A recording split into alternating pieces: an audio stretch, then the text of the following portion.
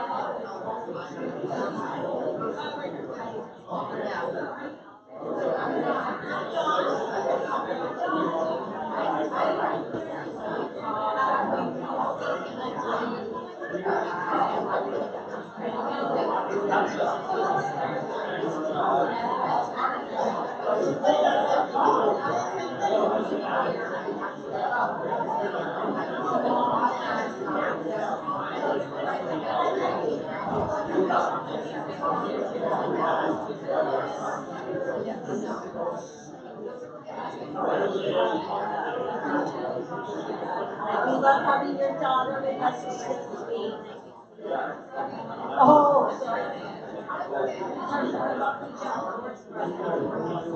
and your lovely today.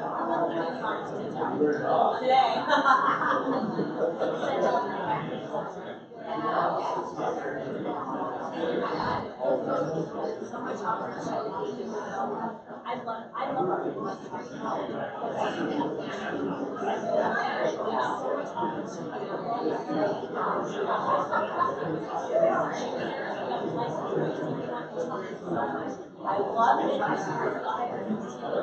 And when I moved here, I was like, I know nothing about it.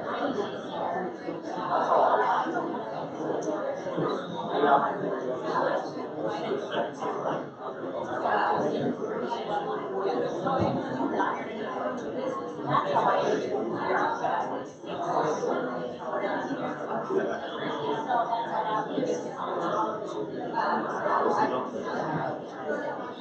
That's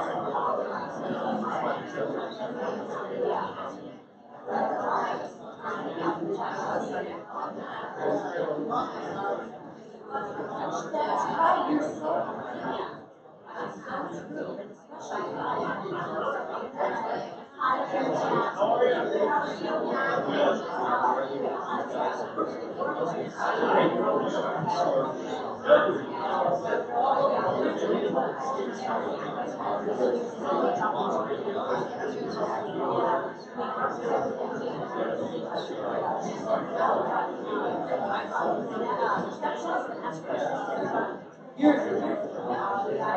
not me who is All right, we got a couple minutes before we get started, so come and get a seat in the front row. We're saving them for you.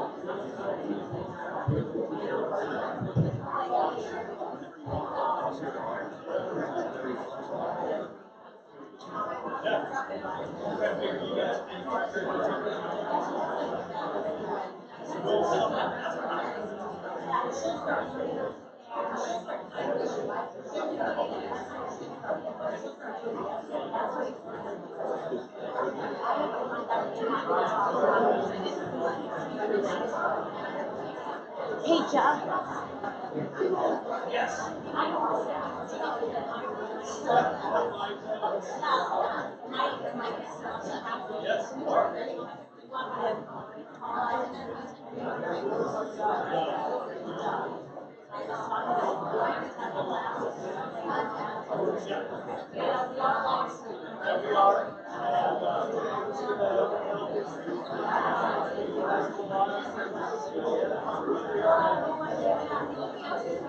I know.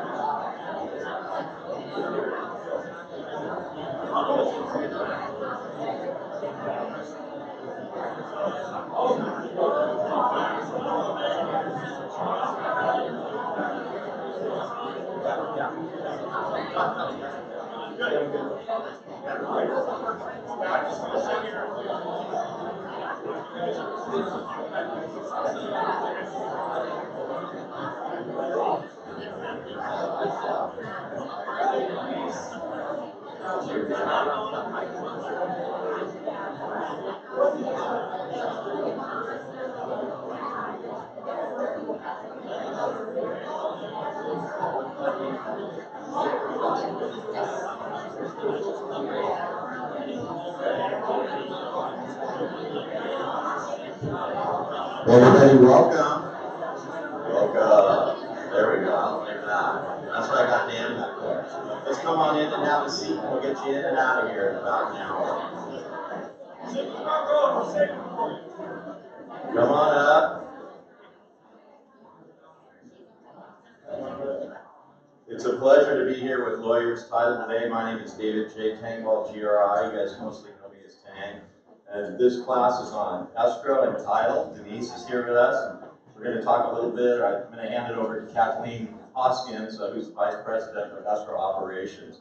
And just kind of an overview, I think, as what I see from the licensee's perspective is that we think of title and escrow as complicated, and it's over across the street at that company. And what we want to do today is kind of bridge that gap for you, and Kathleen's going to help you with that. I actually started my career in this room in 1984, and then got into the title plant. I was in the title plant in 1989, and I cleared a plat called Bromler Acres. And so that's kind of the background that I bring in here. And Kathleen and I had a great talk yesterday. And so Jeff's going to pipe in if we miss anything, but we just want you guys to be comfortable, ask questions, and we'll roll through this and roll into the next portion. Kathleen. Thank you very much. I'm Denise Wilson with Lawyers Title. I'm the Vice President of Sales. I just want to acknowledge some of my teammates. Number one, I want to welcome everyone live streaming in from your PPG offices in the Tri-County. And I have here with me today, obviously, we've got Kathleen, who is our Vice President of Escrow. She is going to be our speaker today, so you'll get to know her well. So we're very excited that she's doing this for you today. Terry Anderson is our amazing sales executive out at our Amber Glen office, and we're very blessed to have her on our team. Ann Miro, where's my president? Oh, there she is. The best president and boss you could ever ask for. And you know what, you guys, what that means too is she is such a supporter of you. When you guys have ideas, projects that you need executed, she is always the first one to say, let's jump in, let's help. And we're very, very grateful, Ann. Thank you. Tyler Burnett, he helps us in our marketing, and he helps us with every single class at PPG. Michelle Ayala, these two, you guys, they basically are running every class to make it easy for you, to get you these beautiful venues. Michelle just lives and breathes to make sure that the service levels for your team is what they should be, okay? So please know that. I want to also just welcome my sales executives that are not in the room. Jen Rash, who's out in Clackamas. Callan Livingston, who is helping out at Terry's office today. We also have Adam Bjornson out there with your PPG friends today, as well as Sybil Fontaine. So we're very grateful for you. Please know that our main priority is you at Lawyers Title. We want to help you in your business. We want to help you grow your business. Who wants to make 10% more profit in your business next year over this year? Okay, well, listen, these are the things that we do with our clients. We sit down, we look at your business, we work with you directly to help you execute at a very high level and to make sure that you are hitting your goals, if not exceeding them. That will be a direct result of working with us at Lawyers Title. We're very grateful, and with no further ado, I'll let Kathleen take over. And Dave, thank you for being here with us today, too. All right, welcome everybody here in the other branches of PPG. I've been in the escrow business since 2002, and I went from being a receptionist to an escrow assistant to an escrow officer, branch manager, and here I am now as the escrow manager. And what I've learned in all these years is that there are intricacies in every single transaction. Communication is very important, as you know. I mean, that's a huge key to making a smooth transaction. And so make sure that we're working with you and that you're working with us to communicate about strange things that we'll be talking about today. Divorces, certain entities that you're not familiar with, or you need some help on understanding. We want to help to make sure that you're representing your client as best as possible, and that we're representing you as best as possible, so we look like an excellent team together. So with that, I would like to say that my first passion is escrow. I'm kind of an escrow geek, so I love questions being asked of me. There's no bad question. There's always a great question is one that we have to do a little bit more digging and research on. So the training that we're going to do today is not to train you on how to be an escrow officer. It's more the little points you need to know, things that you should be aware of so that we can work together. You have a lot that you're doing as representing your buyers and sellers out there, so let us do the escrow work. But this is just opening up the conversation for those little intricacies. When I was preparing for this presentation, I was thinking to myself, what's the proper order to talk about these different things? And as I put them in order, I realized that we're starting with things that are kind of like the trio and a prelim. And then we're going into divorce and dead people and then wire fraud. So I'm sorry about the order of things.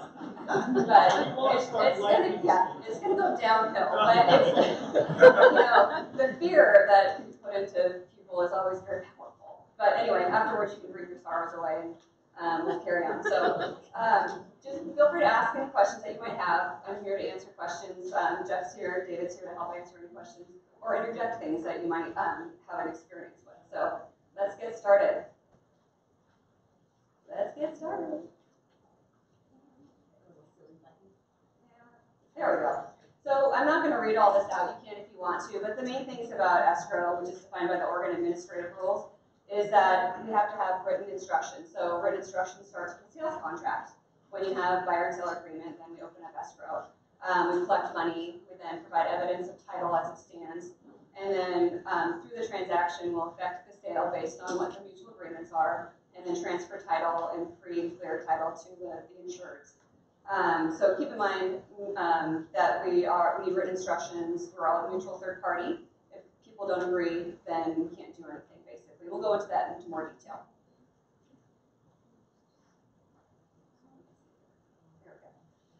So maybe the first thing to think about is a trio. So as an agent, whether you're representing a listing or a buyer, it's very important to get a trio order from our customer service department.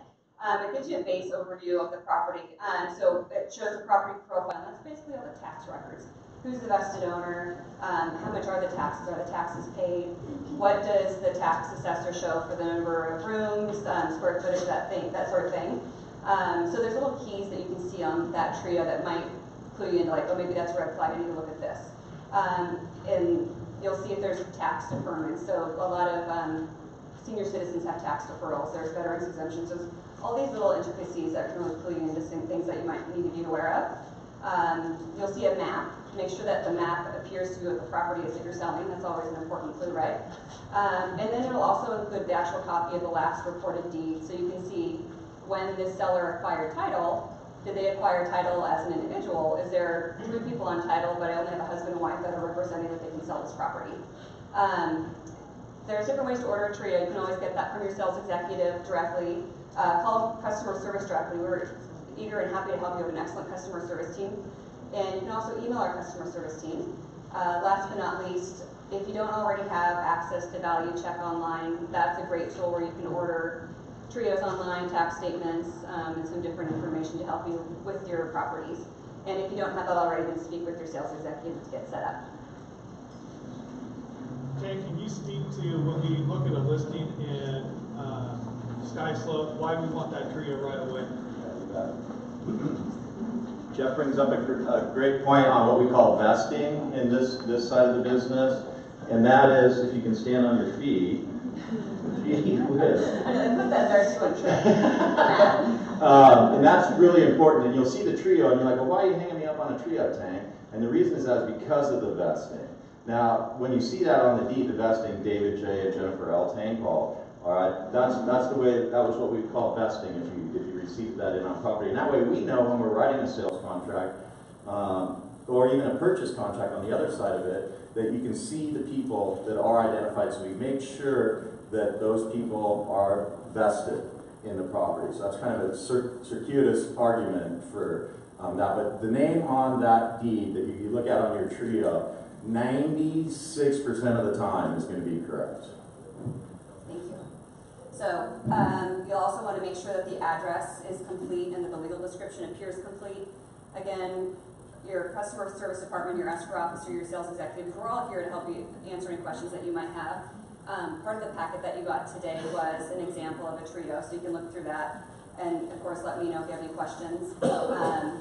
So one thing that comes up, and I've had it actually happen twice, and we don't find this out until after escrow's closed, is a seller's trying to sell a property, say it's a farmland, and they're selling the property, the buyer's agent fills out the offer, and it references maybe just one tax parcel or one area of the property that's fully owned, and then the transaction closes and the buyer has only taken title to one parcel, but there's actually two parcels that make up the whole property that the seller's intending to sell. So we've had it happen before where we didn't have the full legal description, or we didn't have the full tax account number, and so the seller finds out the following year when they get a tax bill for this property that they think they still owe, that they've sold, excuse me. So the tax bill can clue you in if there's additional properties that are attached to that one property that you're looking at. Of course, talk to your sellers, ask them if there's more property than just what might be shown as a the taxable property. So just as an agent, keep that in mind. Make sure that if you're listing a property that you have the proper properties referenced.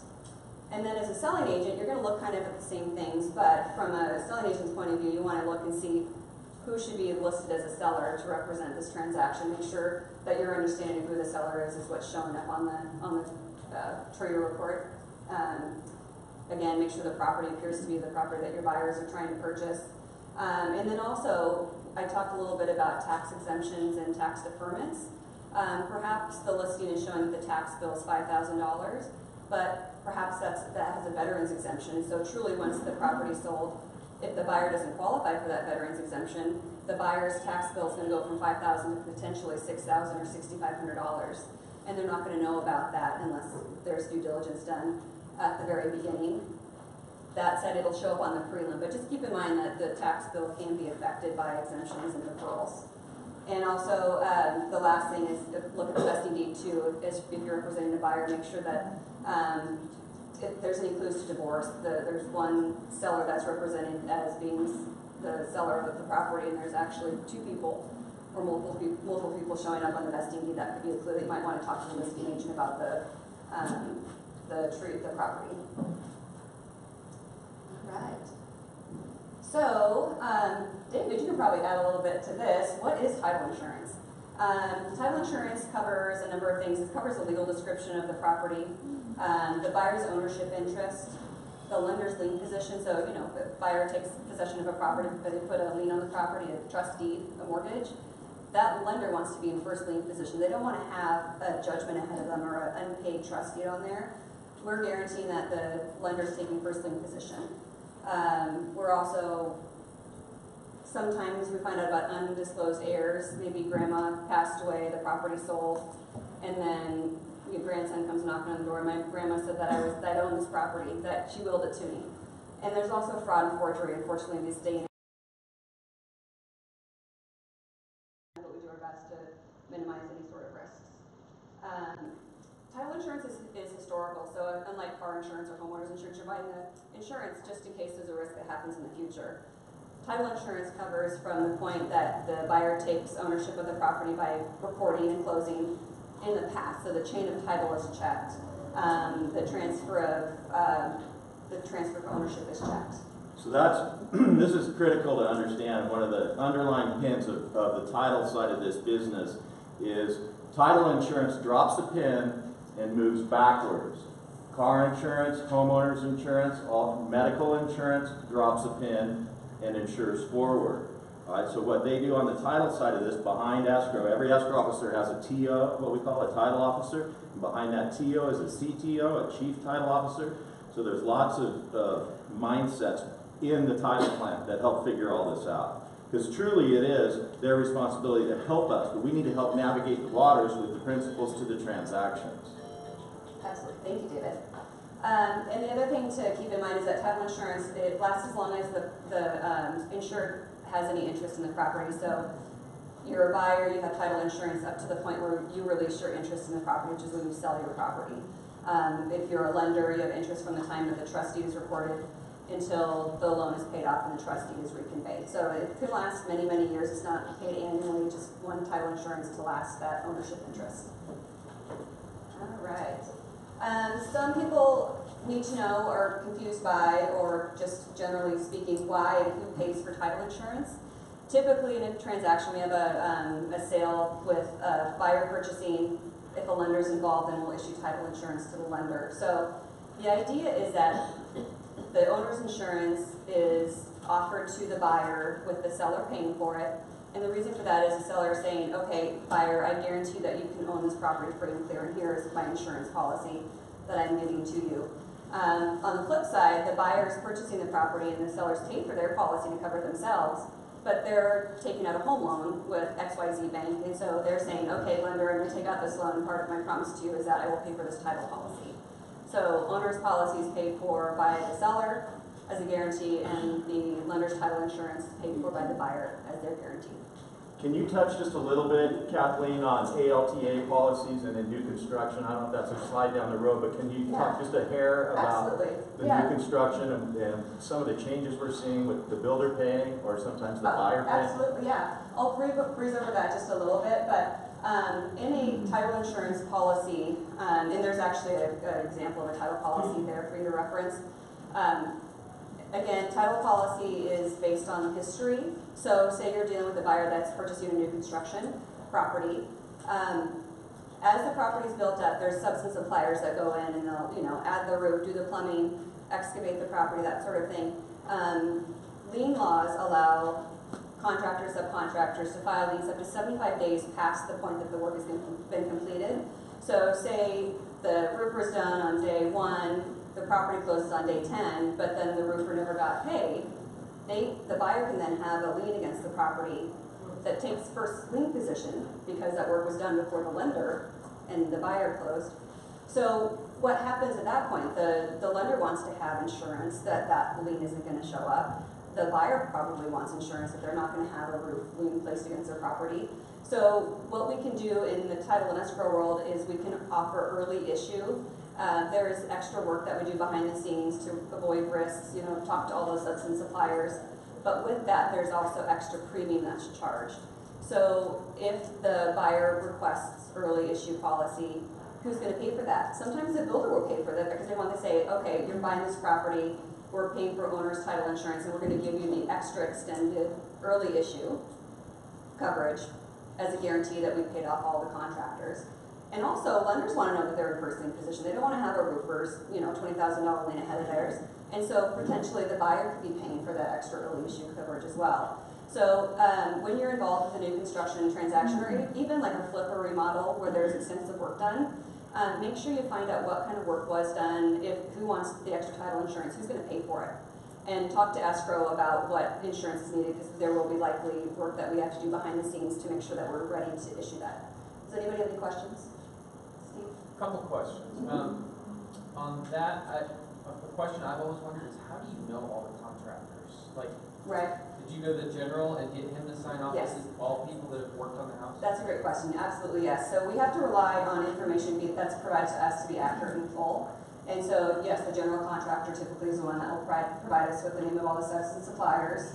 And there's a general list of the different items, the different substance suppliers that will be handled through a transaction. So we can really see, okay, the house is being sold for 400,000, the general contractor is saying that the budget's 350, and we've talked this up some suppliers, and they've guaranteed that maybe $275 has been accounted for. So our risk is 75,000.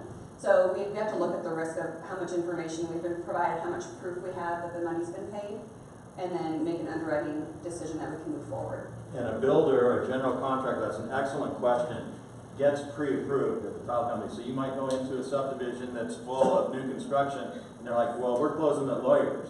Well, we're closing at Lawyers because we as a contractor have been approved. But we're closing at silly title company because we've been approved over there. You know, so it's really important to keep that in mind. So your builder does really drive that. So it's a little reputational. Absolutely. If it's a brand new builder that you've never heard of, you might be a little bit more guarded. A little bit, yeah, absolutely. You can do some research and find out more about them, you know, check their CCB information, that sort of thing. Yeah. My other question was about lender's title policy for buyers. Is that still called lender's title policy for cash buyers? That's a great question. So if there is no lender involved, there's no lender's title policy. The only policy that would be issued is an owner's policy. So Paid by the seller? paid by the seller still. And that guarantees the cash buyer the same? Absolutely. Kind of subsidy? Yep, absolutely. Question. Absolutely. So on the new construction, if it's been past the 75 days, there's no early issue. Correct. But if there is a lien that comes up, it would fall under the regular owner policy then, right? Correct, yes. Okay. Well, so Oregon contractor lien laws only allow 75 days. So if a contractor states that they haven't been paid and it's day 85, well, it's like, I'm sorry. Take the small claims court or take it to court between yourselves and the builders. But by Oregon law, we can't put a lien on the property because it's past the 75 days. And Jamie, a lot of that's worked out with the relationships. So, you know, somebody's not going to lose their early issue privilege because of a $1,500 bill. They're just gonna, the general's just going to pay the bill. Right, absolutely, yeah. So is you mentioned that the roofing contractor finished on a certain day. Don't they have 75 days after the completion notice is posted? Or is it 75 days from when the contractor finishes their work? It's 75 days from when the contractor finishes their work. And the completion notice is reported at closing to make it of record that this transaction is happening, the builder stating that the work is done, the permits have been finalized by the county or the city. Good question. I heard you throw in there flips. So, as representing the buyer, if it appears that a home may have been flipped, by looking at the history, looking at recent jobs, it's still the seller's responsibility to disclose any recently, any work that's been done by a contractor. But you can't 100% rely on that. Right. So, if I'm representing the buyer, and it looks like the property may have potentially recently been flipped, would it be in our buyer's best interest to be notifying the title company of that? Like, is there maybe a different policy that they should be looking for than your standard buyer on the resale property? And that's a great question. So when we look at flips or remodels, from a title and escrow point of view, we look at how much work was done. If it's, say, under 50,000, we might do a little digging to see if everything was done. We'll just issue a standard policy. If your buyer does want an extended early issue policy, then we can do that, but the risk isn't as great. So it's a conversation to have in those situations. We can look at permits and make sure all the permits have been closed. We can also look and see, for instance, if you're working on a flip, has the footprint of the house changed? Is it bigger now? That would lead us to believe more square footage, more work is eventually done, so we can tell if it's just a cosmetic remodel. Okay, well, check XYZ, we're good to go. But if we're having a whole other wing added onto it, then we're not dealing with a $50,000 flip. So, well, like I know one right now, they went in and essentially completely gutted it. Okay. I mean, yeah. all new flooring, all new paint, all new appliances, countertops, like everything except for the drywall. Right. Has been lights, everything. Right. So at what point do we need to protect our buyers from potential? You know what, that's an excellent question. We got about 35 more slides in 20 minutes, but there's so many title and escrow people in here, or you can talk to me afterwards and we'll guide you right through that. Okay, one thing about early issue, and Kathleen can vouch for it, it's expensive. Okay, so that does factor into it a little bit. So if you want to handle that, catch one of us right after this and I'll guide you through that. Thank you. Was there another question? It was the same about remodels, so it's a good question, yeah. Perfect. they're kind of a gray area, we'll say that. And this is, title and escrow is, insurance in the title side is risk-based. So you can sit down and they can say, you know what, we're gonna write it. We're gonna write on that, depending on the relationship, Absolutely. depending on who the broker is, depending on how the principals to the transaction are behaving. You know, I mean, do we have a meeting of the minds, or is this a fight? You know, sometimes we get fights, you know, between buyers and sellers, or is this something that we can issue on? So it's risk-based from the title side. Yes. But this is a whole other class, it's very important, so, but feel free to ask questions to your title and escrow representative. I've got plenty of stories I could tell you. Especially after the market crash and a lot of builders went belly up. Think of all the construction liens that were placed against properties then. Okay, so where does the information come from on a title report? Title reports are all based on public information that we pull from the title plant. We look at reported documents from the county of what's the last reported vesting date, and maybe look at the one prior to that. Was there a clear chain of title so that the owner of record right now is truly the owner? Are we missing somebody in the past? What reported trustees or mortgages are against the property that still need to be paid off? Maybe they're actually already paid off, but they haven't been reconveyed. Of course, there's HOAs and condo association bylaws, CCNRs, and declarations. Those obviously stay. But all this is all based on what's reported of public record. We have easements for utilities, easements for driveway access, maintenance agreements, UCC financing statements. So that's kind of a broad range of everything that we look at from the county recorder's office to see what was reported against the property. On the flip side, we also go to the court filings for the county that the property is located in. So in that county, has there been a filed judgment, whether it's a divorce, dissolution of marriage, whether it's a money award judgment. So we're going to look against the buyer and the seller. So obviously we're going to look at the seller because that's been attached to the property, that judgment. But we have to look at the buyer because once that buyer takes title to the property, that judgment that's just hanging out in that county automatically attaches to the property. So if the buyer has a child support judgment or a spouse support judgment against them, we have to clear that and file a document with the county to say that it's partially satisfied. So there's all these different things that go into it. And that's just kind of an overview so you understand the main liens and things that show up on title. Some little things, but the tax collector, how much are the taxes? Are the taxes paid? Again, are there deferments on the taxes for senior citizens deferrals? Is the property partially a Christmas tree farm? If it is, there's probably a forest or farmland deferral on there that if that buyer decides to whack all those trees down and then it wants to build a subdivision, they're gonna have to pay back all that deferred taxes that the seller didn't pay.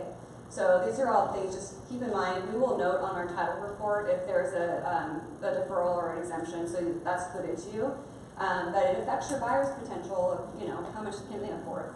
If the seller had a senior citizen's tax deferral, is the buyer going to be able to afford the taxes once that senior citizen deferral is taken off? We look at government municipalities, so we see a lot in the city of Portland that maybe there's a home that hasn't really been taken care of and it's missing rails or the steps are all wonky, or maybe it's missing steps, that sort of thing. The city can go put a code violation against the property that the seller has to pay off. Not only have to pay it off, but they have to clear whatever the code violation is. They have to build the stairs, they have to put the railing up.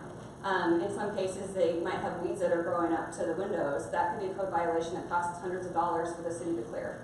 And we have to clear that through the seller. So we look for code violations, utility improvements. Maybe a seller was financed by the city to put a new sewer line. That has to be paid back. And then also certain areas have utility districts. So like Oak Lodge is in the Milwaukee area. They require that when we close escrow, we collect the bill due from the seller. Otherwise, they'll put a lien on the property if the $200 water bill didn't get paid, things of that nature. So we're looking at all these little pieces of the puzzle where we can find that liens might have been placed to, again, avoid having any risk. So we're trying to make sure that we're reducing our risk to be able to issue these policies. So what stays on title once the transaction is closed? Well, the legal description, I mean, it's not a lien on the property, but your buyer's buying that property and that's insured, right?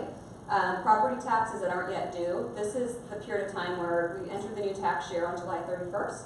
The tax bill doesn't come out until October, but we're still in that tax year, so they're a lien, but they're just not payable. So when your buyer's purchasing a property this time of the year, that lien will show up. They'll be required to pay the taxes, or the lender will pay the taxes on their behalf, but that will show up. Easements stay on title, road maintenance agreements, CC&Rs, HOA bylaws, that sort of thing. Some subdivisions have future public improvements that are recorded, so like they can, once the subdivision is established or at some point in the future, they can add street lighting or sidewalks and things of that nature. Those all stay on the property. So what this means is these items that you see listing here, those are items that are going to stay on the title, and the buyer and lender are accepting of those items being on title. They're not going to be removed. They're okay with it. There's HOA dues. They're okay that the taxes are going to be due. On the flip side, we have to figure out what's going to be removed or paid off, and that's escrow's job to clear all these items. The seller's interest is going to be removed when they deed over the property. So the seller's no longer going to own the property. Maybe there are backdated taxes, so we're going to make sure the taxes are paid in full to date. That's our job. If there's voluntary liens, those are considered liens that the seller understands and agrees to have placed against the property. Most of the time that's like a mortgage, loan, trust deed, UCC financing statements, that's for like solar panels and window replacements. We won't get into that too much.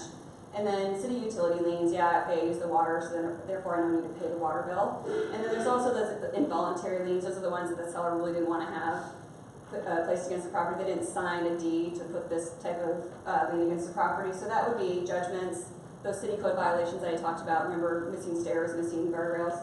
And also state and federal tax liens. If the seller hasn't paid their Oregon state taxes or their IRS taxes for a number of years, that can be placed against the property as a recorded lien. So I have to pay those off.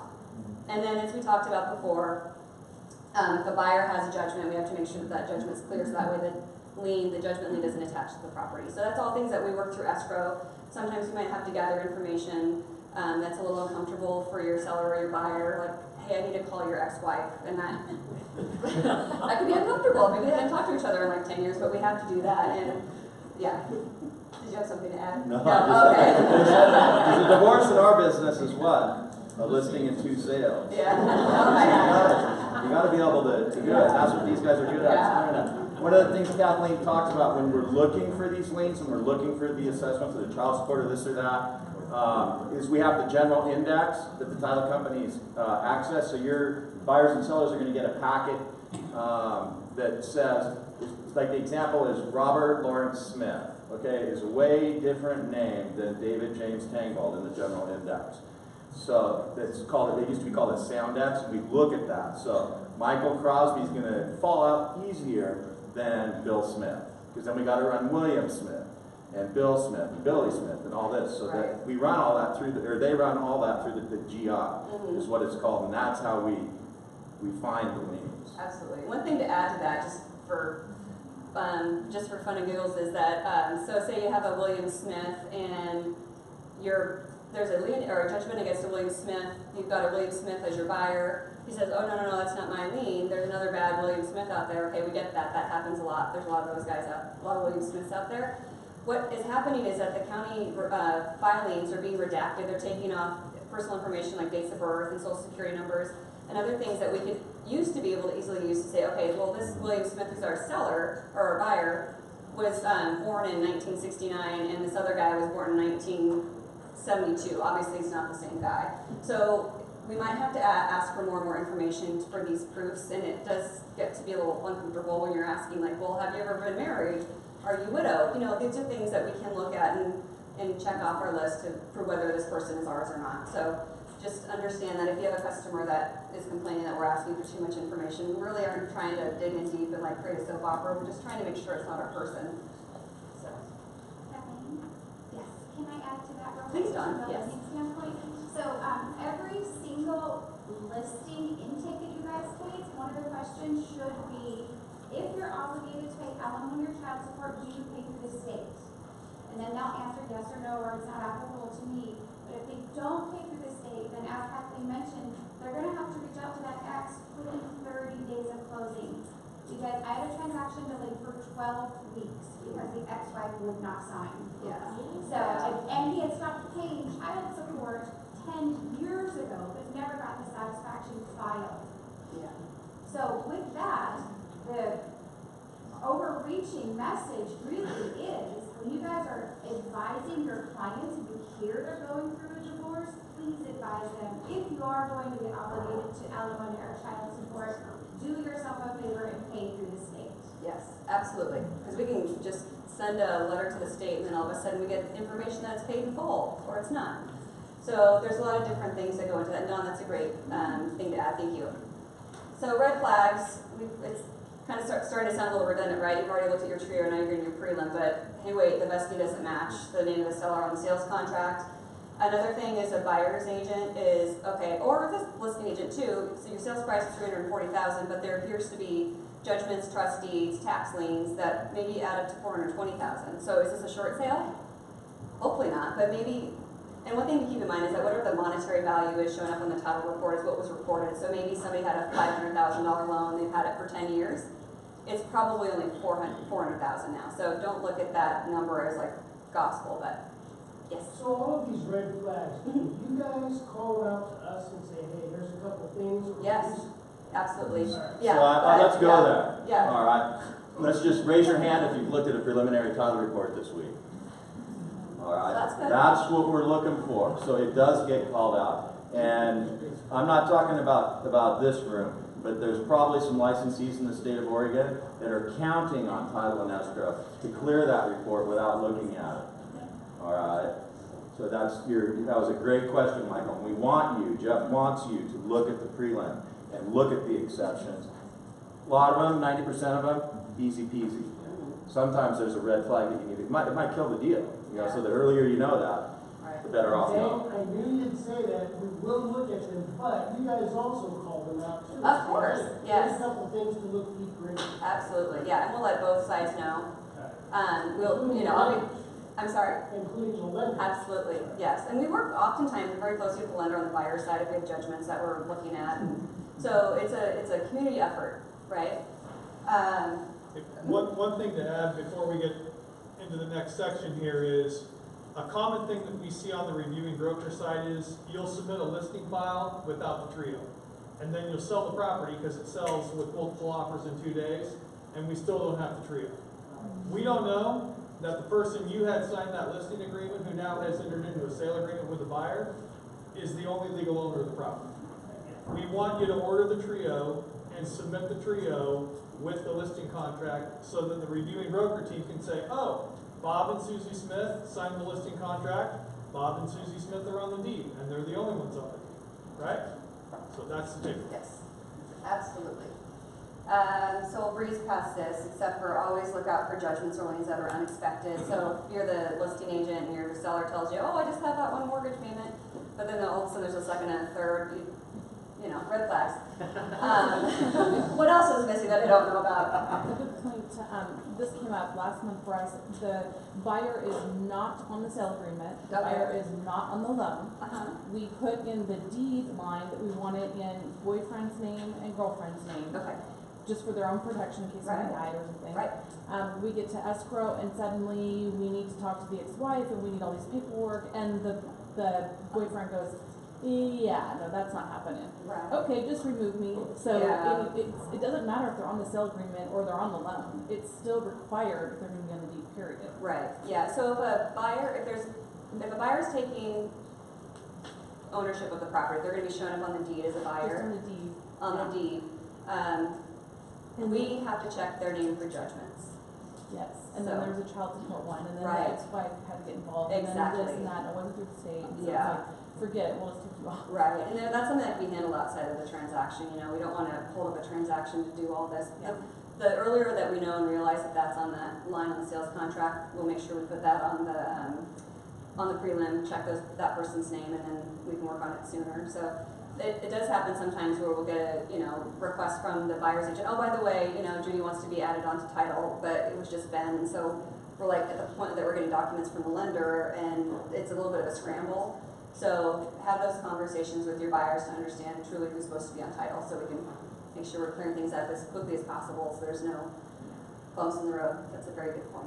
What kind of additional documentation do you need with the revocable trust where maybe one of the parties recently passed away? Oh, we'll go into that. Before you answer that, we're getting 20 minutes Yeah. left of a long presentation, so Yeah. if you'll hold your questions till the end, we'll make sure that you get them answered. And all of us will be around. There's tons of people here that can answer questions. Okay, so moving on, David mentioned this too, there's the escrow officer and then there's the title officer. You and your customers are most likely going to speak with us, the escrow officers, or the escrow personnel. You're not really going to be talking to a title officer unless there's something really weird going on. So escrow officers are first point of contact, and then behind the scenes, we have our title officer and title personnel who are our researchers and the ones that are helping us clear issues and approving early issue and things of that nature. So you'll always see the title officers on your prelim, but just call on us, your escrow officers and your escrow units, just for clarification. All right, so we're going to move on to power of attorneys. So I think most of you probably have heard of these. This is where a principal, for instance me, is appointing somebody else to act on my behalf and sign documents. So say I'm going out of the country, I just want to have somebody, maybe just have a durable power of attorney to always handle my financial matters, just in case I'm not available. I'm called the principal. I'm the one that's authorizing somebody else to act in my stead. The person that's acting in my stead and the person that I have appointed is called the attorney in fact. So that person is taking on the role of acting as my signer, my business handler, and so those are the two players in the transaction. A power of attorney is only signed by the principal because the principal, me, I'm saying I appoint this person to act on my behalf. So those are the main parts of a POA. Things to know. You should always know there's going to be a power of attorney involved. We'll always need to know, of course, too, because we have to look at that power of attorney. You have to look at it and see who are the principals. What does the power of attorney authorize that attorney in fact to do? Do they have the authority to buy property on behalf of the principal? Can they put a loan against the property against, on behalf of the principal? We also need to get the original of that power of attorney because at the time of closing, we have to record that power of attorney along with the warranty deed or the trust deed. So make sure that, and we'll make sure that we talk to our customers about that too, but if you are in conversation with your customer, make sure that we always will be able to have access to that original. So questions that we have to ask of the principal, maybe the principal's out of the country, we still have to talk to the principal, make sure that they know the transaction's going on, make sure that the principal hasn't revoked the attorney in fact's authority to act on their behalf. Maybe the attorney in fact, I don't know why somebody would do this, but just, I want to go buy this house on behalf of my principal. I'm just not going to let them know like it's a big gift or something. Anyway, I'm just making these things up, but people are weird. So, but we have to cover all of our bases and understand where people's brains are at. But so we need to make sure that the principal understands what the terms of the transaction are, that they're still authorizing the attorney in fact to handle the transaction. Why are you not able to sign, principal? Where are you? Do you want to review your documents before the person actually physically signs on your behalf? So it's important for us to be able to get in contact with that principal as soon as possible. So if you have that principal's contact information, that's really helpful for us to make sure we can make that point of contact sooner than later. Another thing is that we have to look to see if there's an expiration date. Some limited power of attorneys have an expiration date, say a year, where your durable power of attorney probably is just kind of open-ended, and we'll go over those details in just a few minutes. But one thing to keep in mind is that power of attorneys are the most forged documents that we come across in our real estate life. They're easy to forge, they're easy to, again, we have to make sure that the attorney in fact's rights have not been revoked, but more and more claims are happening because the power of attorney is not being accurate, being forged, being falsified, and we find that out after the transaction is closed. So we have claims against those more and more. So 3 different kinds of power of attorneys. Your limited is probably the easiest one to work with. So that is saying that this seller, for instance, has the authority, has given the authority to the attorney in fact to sell this particular property, which means that attorney in fact can sign the real estate documents. The attorney in fact can sign all the escrow documents, including the warranty deed. And again, it's limited to that property. And again, as I said before, they expire, say, after a year. So say, for instance, you know that your seller's going to be going out of the country at some point, or is not going to be otherwise available. Make sure you get that power of attorney done up front. You can ask your escrow officer to prepare while you're doing the listing. We'd rather have that and have it available than find out later, oh, well, he went to Taiwan and we can't find him, or he's unreachable and he can't get to the consulate to sign all the documents. We can always have a power of attorney in the file, we just might not have to use it. And we'll return it back to the principal at the end of the transaction. So again, talk to escrow about preparing a power of attorney. I'm more than happy to do that. It makes our life easier, in fact. The other type of power of attorneys are general and durable. General are broad scope ones, so that's like, say I work internationally and gone a lot. I want to have this power of attorney so that my husband can sign on my behalf for financial matters and things of that nature. And so those are pretty broad. They're typically not an expiration date on those. And then the durable ones, more estate planning. So if I pass away or if I'm incapacitated, I want to make sure somebody has the rights to handle my business matters, handle my medical matters, that sort of thing. So we don't see durables all that much. Unfortunately, we see them when somebody's, incapacitated, maybe in the hospital unexpectedly, that sort of thing. Right. Before I get into entities, I want to just give you a little example of one that I got, a transaction I got involved with. So when I was an escrow officer, I had a listing agent get in contact with me and said, hey, Bob needs to go in the hospital for about a week. Can you prepare a power of attorney so his mom can sign on his behalf? And this is before the property was listed. So it's all ready to go. I kept the power of attorney. Everything was fine and good. And then Bob gets into contract with the buyers. Everything's moving along. And then Bob passed away. So the power of attorney is no longer good because power of attorney is only good until up to the point that somebody's passed away. And so Bob was the only one entitled to the house. The power of attorney doesn't work. What do we do? So we'll continue that scenario, but just keep in mind, just understand as much as possible about what's going on with your clients. If you know that he's going into the hospital for a week, it's not because he has tonsillitis. Maybe he's got terminal illness. If that's the case, we need to talk about maybe something else besides the power of attorney. So not to bring things down, but this is where things are going to start getting a little uncomfortable. So lots of great stories, real juicy stuff. So we're going to get into entities. I'll kind of breeze through this, and again, talk to me, talk to your principal brokers, talk to your sales executives if you have questions. So with entities, those three main ones that we see are general partnerships. That's where two or more people join a partnership. Each of the partners have equal rights to the business dealings, equal authority. They have a partnership agreement, which is their governing document. So any of these entities have what's called a governing document. The partnership agreement says who are the partners, what are their rights, what's their business purpose, who can sign on behalf of the partnership. One thing to keep in mind is that for a general partnership, anybody that's a partner has liability up to the total amount of debts that the partnership owes. So say me and Ann go into a partnership and we own $50,000 worth of property with $75,000 worth of debt on it, and then Ann takes off, I'm still on the hook for $20,000 of debt between the assets and the liabilities. So, and if I take off, and she could be left with that $20,000 too. So it's not seen a lot in residential, just because if somebody's going to buy a property with an entity, they're probably going to do an LLC because of that, the lack of limited liability. So limited liability companies, we see those a lot in residential in particular because they're used oftentimes for maybe investment properties. So I bought a property at 123 Main Street, so I create 123 Main Street LLC. I'm the owner of the property, I'm also the manager of it. What a limited liability company does is it limits the liability for me as an individual based on the debts of the LLC. So,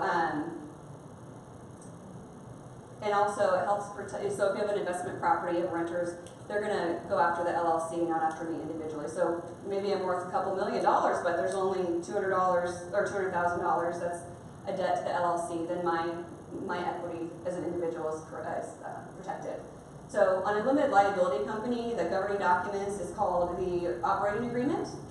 And the way that a limited liability company becomes a legal entity is that the articles of incorporation are registered with the state, the Secretary of State, So the operating agreement tells us who can sign on behalf of the LLC, what's the purpose of it, what are the governing rights and requirements of the members, and then the articles of incorporation make it a legal entity. So if you're dealing with an LLC, it's really good to make sure you get a copy of those documents if you can as an agent, to make sure that the person that's signing on behalf of the LLC has the right to, or maybe there's somebody else that needs to also sign on behalf of the LLC to make it a legit business transaction.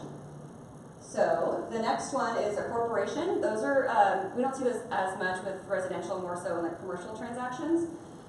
This involves shareholders who invest their certain amount of money into the corporation, and that amount that they invest is their liability amount. So the shareholders all have that liability amount and that investment into LLC.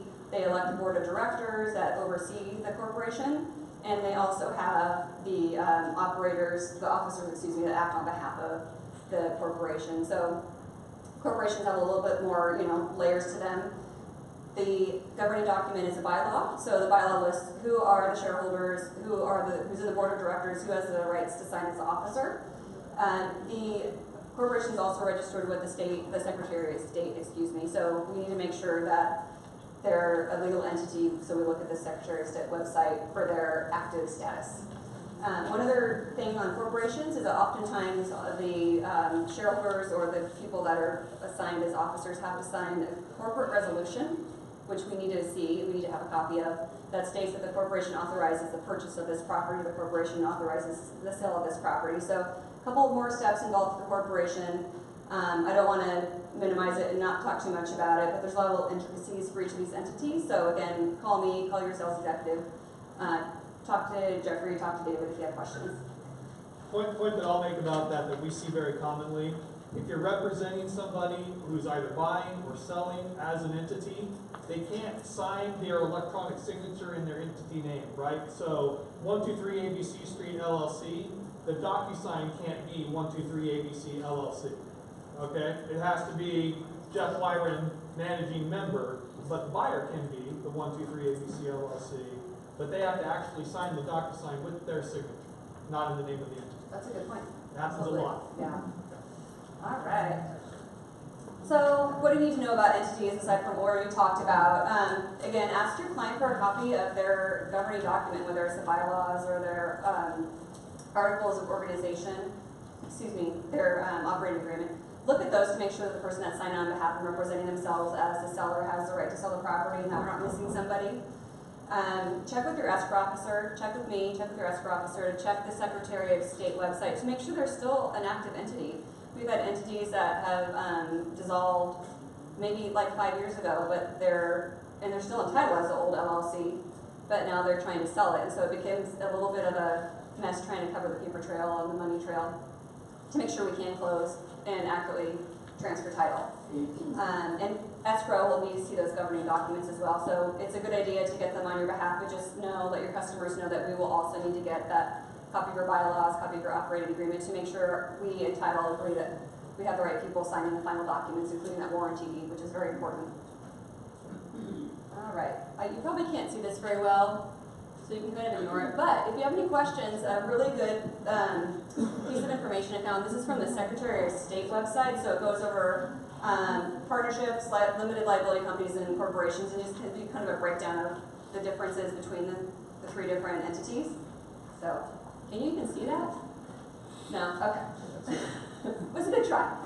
So, moving on, divorces. Nobody wants to be divorced, right? Well, anyway. So if you're involved in a divorce, like David said, it can be a sticky situation. He said one, what did you say again? It was one? The divorce in our business is a listing and 2 sales. Yeah. Yes, absolutely. And we feel that too in escrow because we are working with those, but we'll use the instance of the sellers. We have 2 sellers that probably are a little bit heated. Maybe they aren't talking to each other. Maybe ex-wife is talking a little bit of smack about the husband and we're involved with that and like all of a sudden trying to be their counselors. Anyway, it can be a little bit uncomfortable, but we always keep ourselves very professional and unbiased. So speaking about divorces, if the divorce has been filed but it's not completely finalized yet, if the court hasn't signed off on it, sellers can sell while they're still involved in a pending divorce. They just have to sign the warranty deed and obviously the escrow instructions and mutually agree on how the sale proceeds are going to be split. So it is possible. It's just if you've got a pending divorce and there's some rocky things going on there, that might not even be an option. But typically what we'll see is that the court, once the court finalizes the divorce, they then order as part of the dissolution that the property is sold. And so that's telling us, okay, the court's ordered it, we sell the property, we have the 2 sellers sign, and then we have to follow the court order about any extra judgments that might come up. Maybe the husband owes the wife $20,000 in the divorce settlement. We have to make sure that we pay that $20,000 to the wife through escrow. and also file a satisfaction so that in the future, people know that that wife got her $20,000. There could be child support payments that have accrued or spouse support payments, that sort of thing. So there's a lot of these little intricacies, and again, with every transaction being different, every divorce is different, you know, it's kind of its own working little animal. So we just need to make sure that we, in escrow, are talking to you as much as possible, understanding any idiosyncrasies, excuse me. We might have to talk to the attorneys to find out what's going on, because maybe the seller won't talk to, the wife won't talk to us, but her attorney will talk to us. We can do that. It's good to have attorneys that will talk to us, if the people don't want to talk to us. Common thing I encountered, they'll have a divorce decree where it says the wife is getting the house, and so she'll somehow think he doesn't need to sign even Right. though he's on tax records. Right. Yes. Can you speak to that? Yes, I can.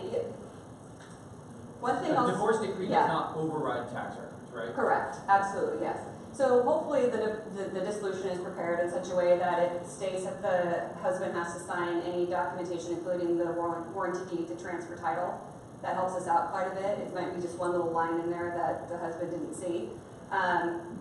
So in those situations, we often find that, you know, everybody's emotions are raised. The attorney probably is told the husband or the wife, yes, you're gonna have to sign paperwork, but they don't really think about that. They're thinking about the $20,000. They just want to get rid of this guy, you know, or this gal for that matter. So it really should say in the divorce decree, and we might have to just kind of pick through it a little bit, but if it doesn't, then we just have to state the case. You're on title. We still have to sign the warranty deed. We have to follow the court order that you've agreed to sell the property. So if you have situations like that, talk to us, or you talk to our title officer and come to a conclusion on how we're going to broach that subject. So, one thing that we come across is the sellers don't agree on how the proceeds are supposed to be split. So like, okay, yeah, the wife got $20,000, but there's still $60,000 left over, and they can't decide who's going to get what money. That's not our obligation to figure it out in escrow. If worse comes to worse, we write a check out to both husband and wife and we send it to them. We don't like to do that, or we can send them the funds to one of the attorney's offices and they can hold it for them to figure out. We don't want to hold up a sale transaction because they can't decide on what to do with their money, and we won't. We'll come up with a conclusion. But I found in situations in the past where I've closed is that they'll try to get me involved, like, okay, well, if you read it this way, how would you, just distribute the sale proceeds? I'm like, oh, can't do that. I've actually tried to do that once to be helpful, because as escrow officers, want to be so helpful, and let me help you figure this out, and your heart's going out to them. And then I got stuck in this whirlwind where I started helping them out, and then all of a sudden they were looking at me as a counselor, and I was way out of my bounds. So that was one of the things that I learned as an escrow officer early on. So don't do that. Don't ask your escrow officer to be involved either. It's really uncomfortable. That's what their attorneys are for, right? So divorces are emotional. We all know that. We always want to be professional and unbiased, all of us. Like I said before, you can get the wife on the phone, oh, he was such a dirty bag, or, he cheated on me. And then I've had it happen before where, escrow officers trying to be nice and, I'm so sorry, let me help you out with this. And then, later on, the ex-husband asks the escrow officer out on a date. That's kind of awkward, right? So, for a number of reasons, we want to be unbiased and not take anybody's side, along with not asking you to be asked out on a date from a client that just got divorced. It's weird. Real life stuff here, people. Again, we don't negotiate between the two sellers. That's up to them. We can always figure out what to do with their money if they don't agree on where the proceeds want to go. And we will always follow the court order. The court has told the husband and wife on how the dissolution is supposed to go. So it's up to the two of them to follow the court order. If they don't follow it, then they're in contempt of court. So, how are we looking on time? We're not going to make it. Okay. But one of the things that I think is the most important to take out of this, and you heard Kathleen speak to that, is pick up the phone. Yeah. Texting, email, call your escrow officer so they can talk to the title officer and figure out how to bring resolution and recording to your transaction. This isn't a machine you don't go up to. It's not an ATM and get a title insurance policy. It's people making educated decisions that are risk-based. Okay, and can we proceed? Is it worth the risk that we're going to take down, from this point backwards on what's happening in the transaction? And so if you talk to your escrow officer, they have great relationships with their title officers. Believe it or not, can I pull this out? the escrow officers, like us principal brokers, hang out as well from different companies, all right? So Kathleen's a member of the Oregon Escrow Council, is that correct? Yes. Yeah, so they hang out too, and they look at problems just like Jeff and Kelly and Tang do from the industry as well. And they get along, you know, swimmingly, but for the most part. Absolutely. Yeah. So- And that binder, by the way, you know, everything is going paperless. That binder, I think, is from 2002. And imagine what it is now with all the new CFP rulings and, yeah, so I don't know, 2002 or prior to? No, Yeah. that's 89. Right. Yeah, and that's just what's in paper. Think of everything that's in his mind right now, you know?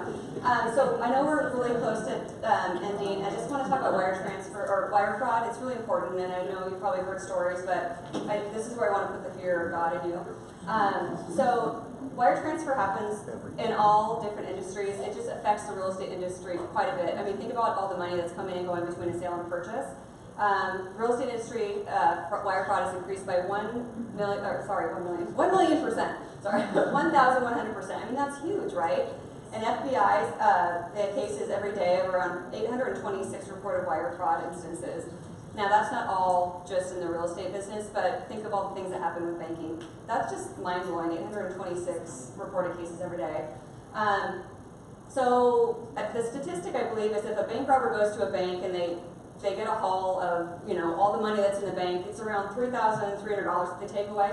But a wire fraud, actual diversion or wire fraud is about $129,000 per case. So somebody's just behind the computer, just working away, and then all of a sudden they're $129,000 richer later, potentially more.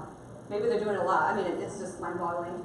So buyer funds are targeted, buyer's funds to close, seller funds are targeted because maybe escrow is given improper instructions. We don't do our job to figure it out. But all of a sudden, the $400,000 that's owed to the seller is now off to China or off to Romania, and then the seller doesn't have any money and the seller doesn't have a house, right? So it affects sellers.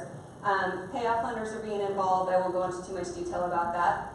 But one thing to keep in mind is that we're all consumers, right? We've had agents that are buyers fall prey to wire fraud.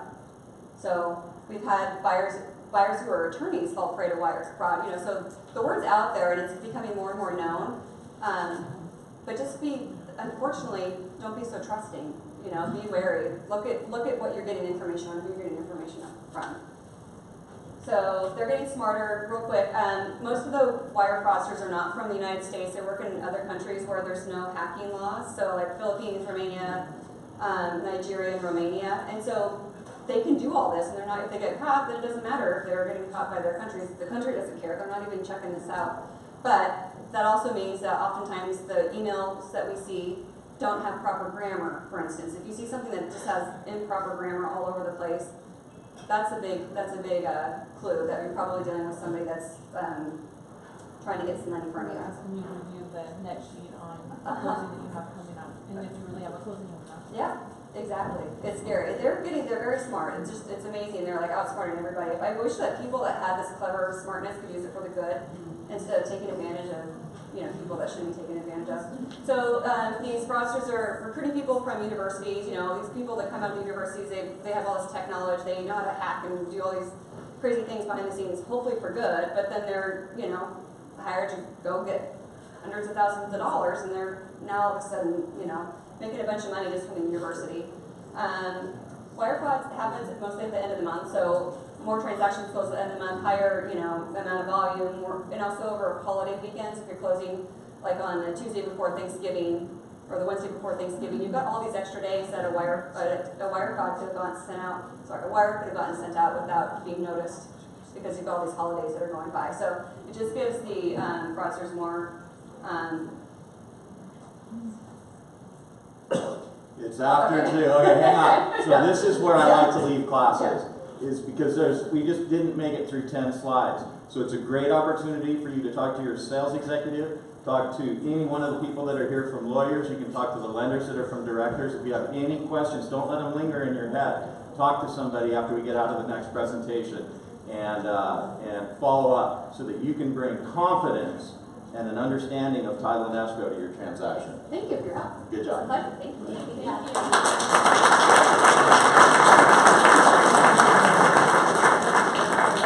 you. A lot of content. Thank you very much.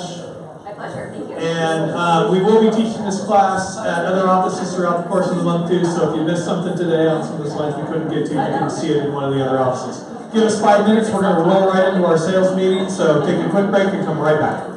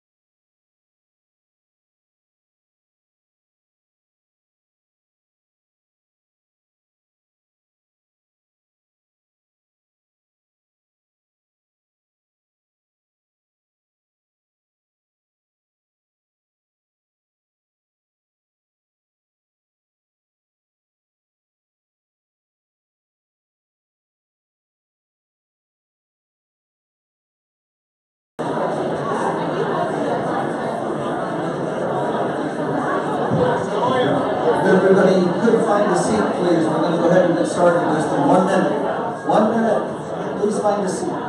Thank you.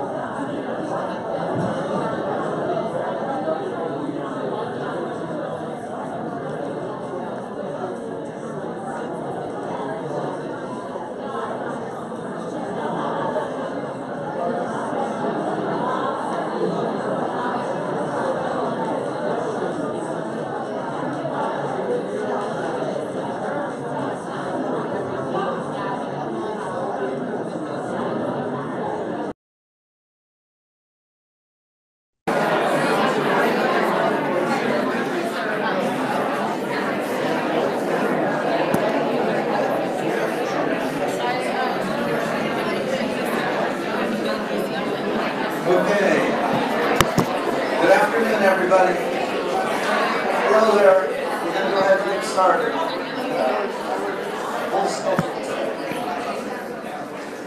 Thank you.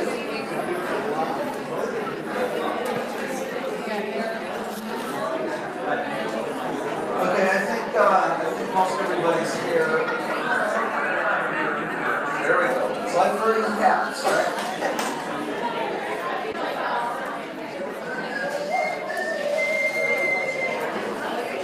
All right, thank you. Thank you again. Thank you very much. We are sitting down, correct? All right. Hey, thanks everybody for coming today. You know, normally between our CE class at 1, we take about a half-hour break so that we have time to get a little socializing before the sales meeting. This month, we're using the 30 minutes right after each one of our trainings on title and escrow, advanced topics. We're using that half hour just after it to roll out and talk about our home warranty partnership. Now, most of you know last, about May, we did a survey out to all of you about home warranties, okay?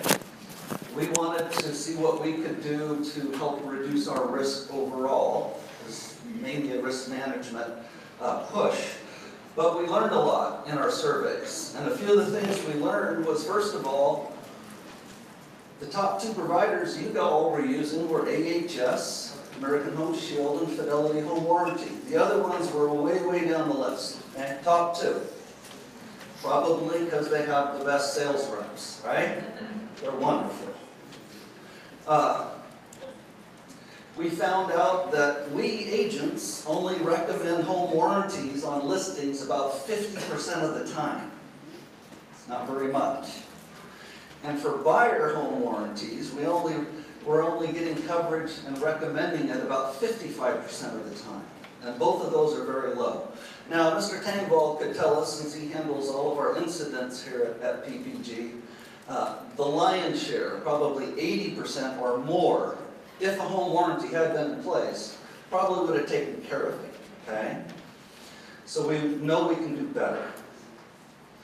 Almost 50% of our agents order a home warranty, not based upon what the home warranty provides the client and coverages, but based upon their sales rep. We're loyal to our sales rep. We get that, okay? The biggest concerns expressed by everybody, and I know I see it from client to client over my years too, is the area of service. They have a claim, they make a call, they don't get the service that they want. Either the products being installed are not what they want, or the service people are slow, or don't get out there. We heard your stories. I'm sure all of you have many, many more of those. Now, we had on our little committee, Jeff Weiner and myself, David Tangvall, and I can tell you that myself and Jeff, we've been selling AHS home warranties our whole career. That's all we've known, okay? Mr. Tangvall, well, he went to school, Oregon Duck, with Kevin at Fidelity, and of course, lifelong friends. So we all had our own ideas about what home warranty should look like and who was good, because we've been recommending them, right?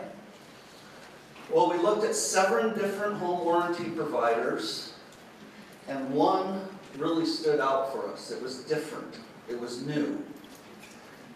It took away the biggest concerns that you all had, which was, will they get the service they hoped for? Will they get the product replacement they hoped for? Or am I going to look bad because I made it? So, in our findings, America's Preferred Home Warranty was a clear winner. And Jeff is going to tell you all about why, okay? He's going to tell you advantages to your clients, advantages to you, advantages to the company, and I think you're going to be very happy, okay? Jeff? Yeah, great. Thanks, Kelly.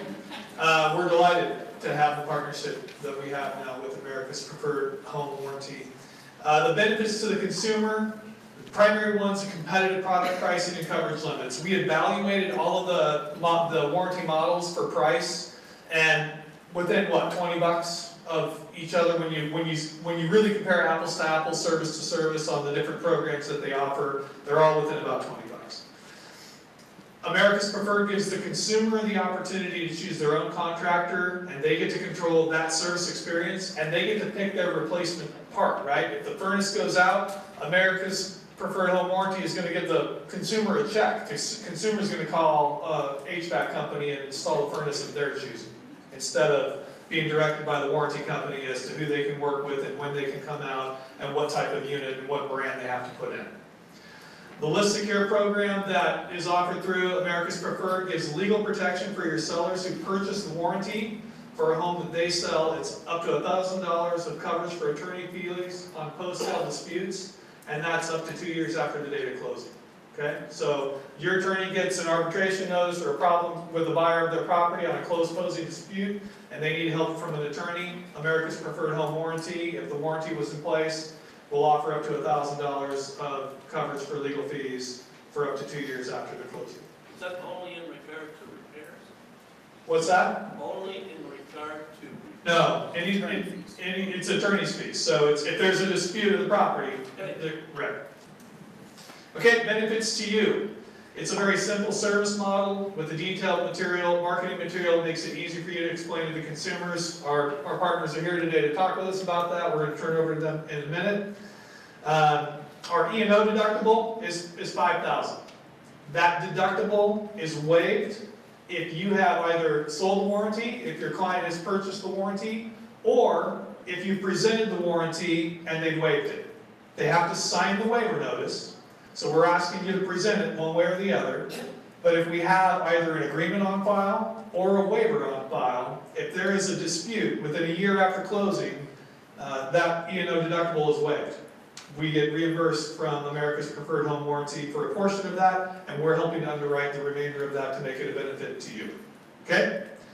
If the client purchases the home warranty, then there's some data that we need to collect, right? What brand are the appliances that are currently in the home? It's not a ton of data, it's information you would get on your listing appointment, but we have to have it in order to order the warranty. When you do that data collection, then we submit that to the warranty company. They give us a small stipend for that data collection. We're turning that back into a benefit to you of eliminating your $50 E&O fee on your transaction. Okay, so we know it's going to be a little more work for you to do that, but you're going to get a $50 E&O fee waiver on any transaction in which your client has actually purchased the warranty. Not waived it, but purchased it. Okay? Other benefits for your company, proactive risk management benefiting the consumer, you as the agent, and our company. If there's a home warranty in place, Tang and I can both tell you how many times we'd say, boy, if there was a home warranty and they could just call and pay a deductible and have this problem solved, we wouldn't be having this conversation. Okay? Huge benefit. Our partnership with APHW provides some financial benefits, as I illustrated, to the company that help us then in turn pass those on to you, right? And that's a significant part of this. Our goal was risk management.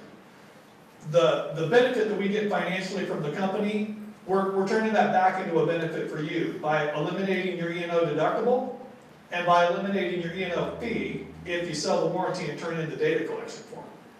Okay?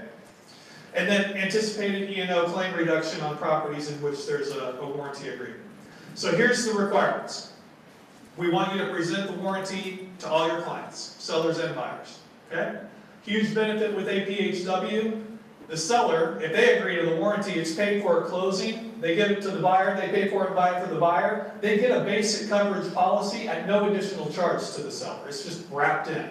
Now they can purchase an enhanced policy, and they'll talk about that, but they already get a basic policy. So all you have to do is present it to your seller, hey, this is a great product for you, it's good risk management for you, whatever, and they're going to get some coverage. Okay? We need you to submit the APHW warranty agreement and data collection form or the waiver to your SkySlope file. Okay? We're asking you to present it. We're asking you to get a yes or no from your client. Okay? We're not asking you to hard sell it. We're asking you to present it and get a yes or a no. We have to have the form one way or the other. Okay? You can email the signed agreement and the data collection form if you sell it to edocs@aphw.com, or you can call or log into their website. It's a simple ordering process. They're going to go through that with us. effective on October 1st, the APHW agreement form or waiver is going to become required in SkySlope. We're going to give you the month of September to get used to doing it, but it is going to be a required item. That's part of our partnership, part of the financial benefit that we get, that we can turn then back into a benefit to you, is that we will present it to our clients and get a yes or a no from them. Okay? All right. We're going to be having 30-minute training sessions at all PPG branches in September. We're going to be streaming it at the Sunnyside branch at the end of the month. That's the last one, and so if you haven't had a chance to come to it beforehand, we'll be streaming it at various offices at the last of the month. And you can check the training calendar for any training sessions that are convenient for you. But you're all here today, so we're going to turn it over. Yes? If we represent a buyer on a listing that already has a home warranty in place, we don't get the $50 waiver. Unless the buyer says, great, Mr. and Mrs. Seller, that you had that warranty in place, but we want you to buy this one for us instead. You can still try and negotiate it. But correct, if there is no, if an APHW warranty is not sold, you don't get the $50 E&O waiver. You get the E&O deductible waiver if they've signed the waiver notice. Okay? Yes. Both the buyers and sellers are from PPG. How does it work? If it's the buyer and seller from PPG, then you as the listing agent are going to present it to your seller. The seller's going to say, hey, that's a great idea, Ramesh, we're going to go ahead and buy that. And then it'll be provided to the buyer as well. Okay? No, but you're asking then, does the buyer's agent get the E&O waived if it's already offered through PPG? Is that what you're asking? Yes. Yeah, typically it's what you would call a procuring agent, right? So the one that entered it into the deal is the one that would typically get that. Yeah, that makes sense. Whoever was the procuring agent is who we would anticipate that benefit going to. But you both have coverage under the... Both of you will have the E&O deductible waiver, but the procuring cost will have the $50 E&O fee waiver. Okay? All right. I'm going to go ahead and turn it over to our Luke, home warranty provider. This is Luke from American Preferred Home Warranty. You almost said American Home Shield. I did. But I have been saying that for years. That's true, sir. Yeah, so I'm right up there. All right. And also Sarah and Lisa were a part of our committee too, so Robert Robbins. And that's, real briefly, I just want to introduce myself and our company, and then I'm going to turn it over to Andrew Mertz, our team leader for the Pacific Northwest here, to kind of walk you through some things. But my job, my name is Luke Brock, I'm the Vice President of Strategic Accounts, and I put these arrangements together all across the country with large, companies. And then one thing I just want to let you know is that we're, as a company, we've been extremely impressed with your brand, your leadership, all the different roles and all the processes and the tools that you guys have as a company. It was just overwhelming to us. I mean, just the work that went into the process was amazing. And usually what comes out of the other end of that is we tend to win a lot of that business when people think high-minded and are really evaluating what's best for our agents and our company. So with that being said, the support you're going to have out here is we've got an entire team of field management. You guys are going to be our major account in this market. So where maybe at times you work with different, I don't know, title, mortgage, warranty, whoever, where you feel like they're always busy with many other things. You guys are kind of our state in the Pacific Northwest for Oregon. So the attention and the energy that's been going to making absolutely certain that this is a success is going to be massive on our side. We've actually hired 2 area sales managers that are going through training. They're a couple weeks into their training right now. They'll be in the field working with you, maybe join some team meetings. Glad to do some agent one-on-ones just to help you, even if you just want to spend some time maybe doing some dialogue training, those kind of things. So with that being said, just to try to be really careful with time, I will bring Andrew Mertz up.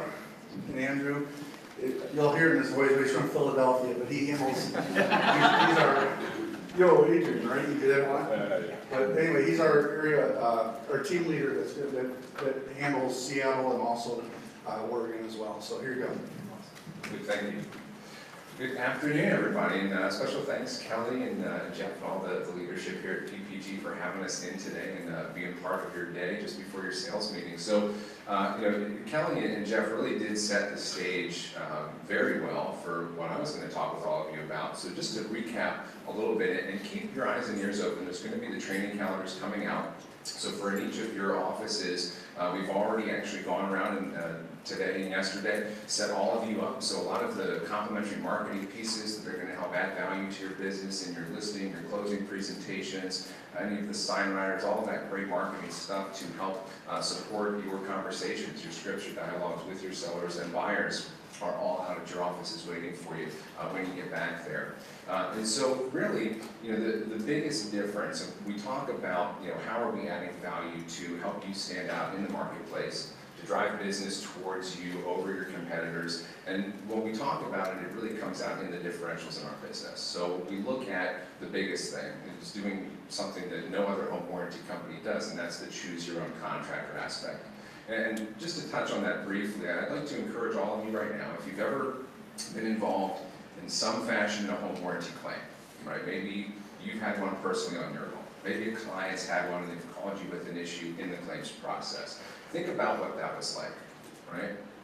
And while you're thinking about that, how could that have been different if your homeowner, the client, would have been able to pick somebody, a licensed contractor that was local, that they knew, liked, and trusted?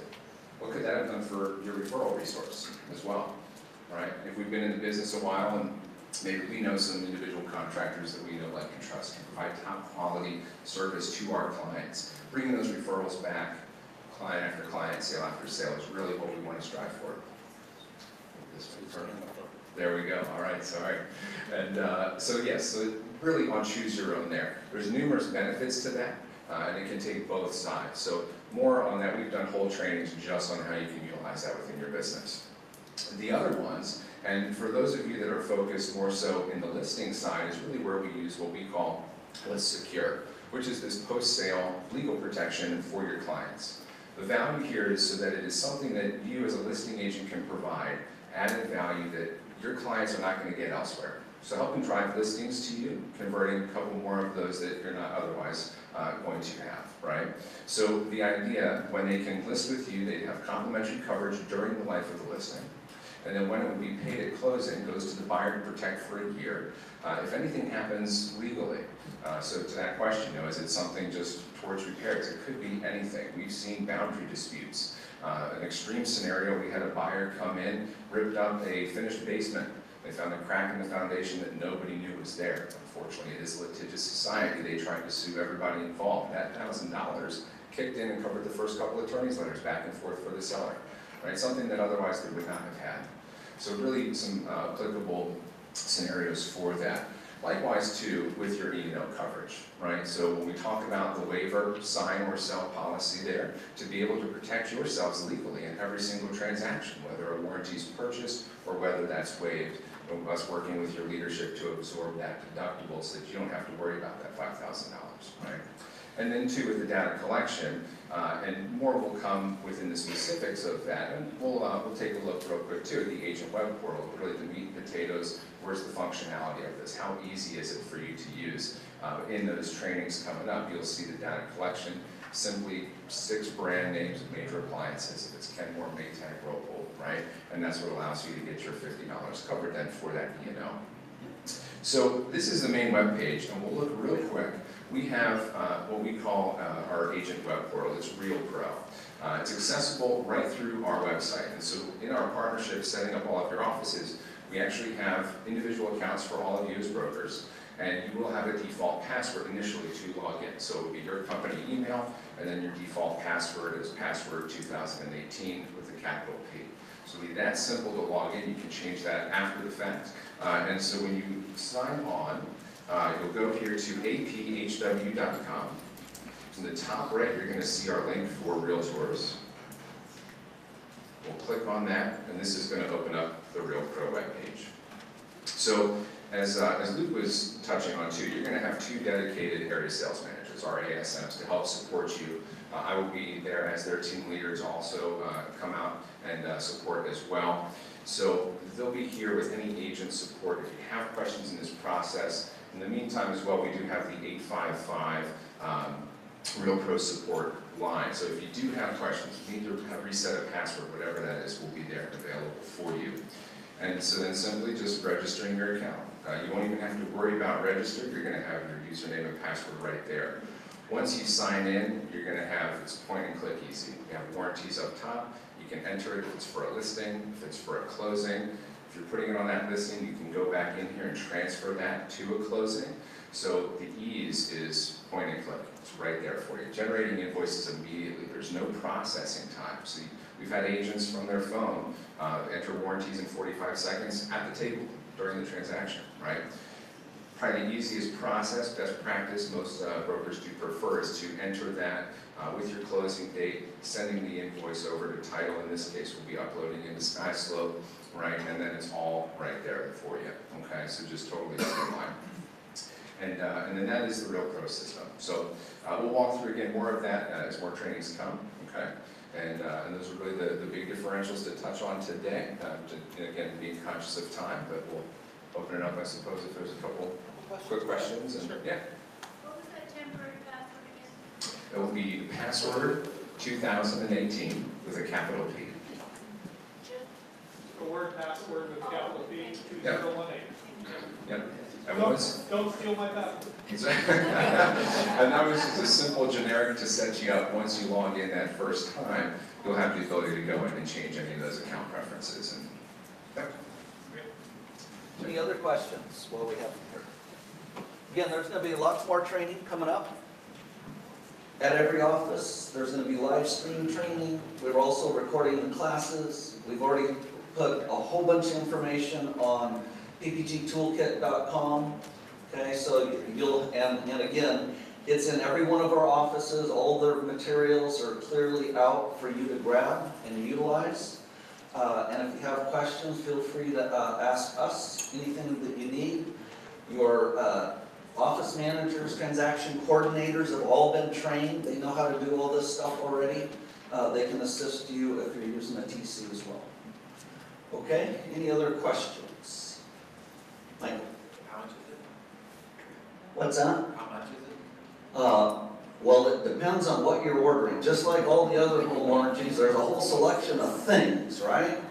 So, the client will be able to select the choices that they want. And how about that deductible on your E&O? I mean, that is, why would you want to pay your E&O deductible when we can get Luke to pay it? So get your mind around this. This is a requirement. It's a required tab, and we'll help you do it. It's going to be great for you, your clients, your transactions, and when you lay your head down at night, you'll feel peace of mind. This is a great product. And again, like Jeff mentioned earlier, look, we went through and said, hey, what would a buyer want in a home warranty? What are the actual ones that get ordered most of the time, right? Not what's the very cheapest thing that we could get and call it a home warranty, but it's really not. Right, because it doesn't cover all the other stuff. So we did that for buyers, we did that for sellers, right across the board, all 3 finalists. And like Jeff said, it was less than $20 difference from the most expensive to the least expensive. In other words, there really isn't any big deal in terms of price. Okay? So that's what I can tell you. So what's the most expensive? Any other questions? We can take some of these after our sales meeting. Okay, well thank you all for this 30 minutes. We're going to go ahead and get into our sales meeting next. Do you want to show them real quick on the PPG toolkit? The links to the training videos are already on the broker toolkit. Yes, I will be getting there. Good. Yes. Okay, I'm going to go ahead and get our sales meeting started up.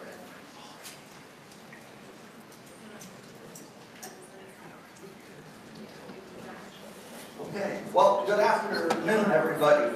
I'm Kelly Young, President Principal Broker, for those who I haven't met yet. Hopefully everybody had a wonderful summer. I know I did. Did a little traveling up to Whidbey Island. Did a little thing last week down to California. Give me some places you've all been. Who's been the farthest from Oregon this year? Shout out some places you've been this summer. Sedona. Anybody got that one beat?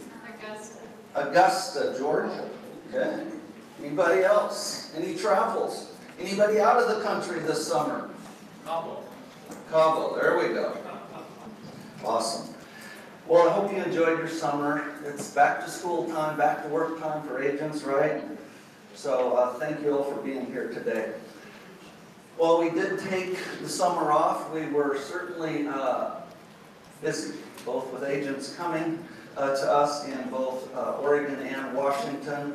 So if you're one of our newest agents since our last sales meeting, and your name is on the board, could you please stand up if you just joined since last June? Okay, here we go.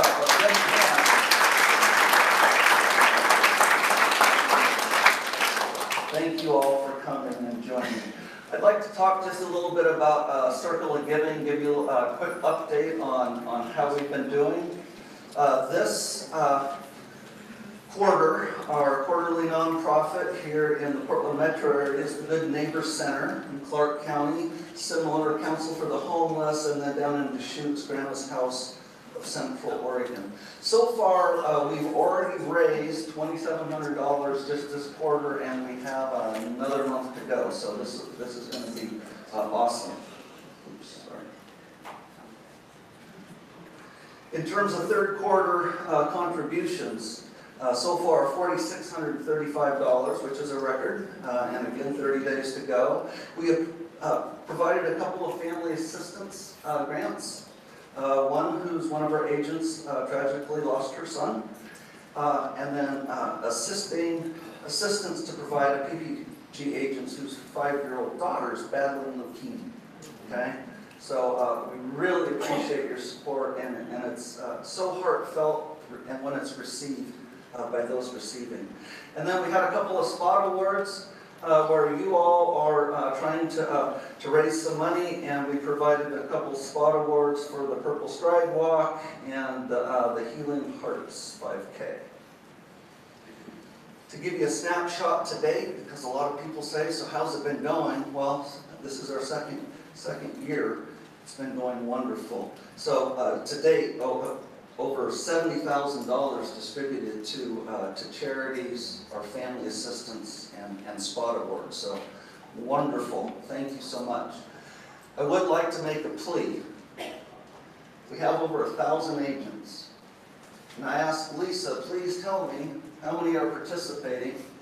Sorry, it's a little low on the screen. So we have 60 agents participating out of 1,000. I would love to see this to be at least 25% of our agents. So if you haven't given it some thought,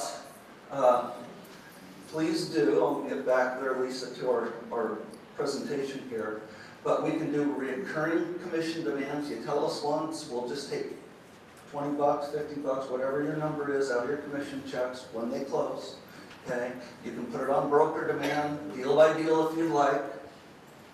And then you can reach out and we can get just a permanent monthly contribution if that's what you'd like to do. So there's lots of ways to give, and I'd love to see us give some more. With that said, I'm going to turn it over to Heidi from the Good Neighbor Center, and she has a little bit to tell you about where your donations are going. Normally we would have done this in July, but we took the summer off, so thank you, Heidi, for coming. My pleasure. Usually crowds like this would intimidate people, but I'm excited to be here. Thank you, Lisa, for inviting me. My name is Heidi Guffey, and I'm the volunteer outreach coordinator for a local homeless shelter. Many of you probably have no idea that there is a homeless shelter here in Tigard, located right by Washington Square. So if you shop at the mall, you've probably driven past the shelter, and this year we're going on 20 years of serving families in Washington County.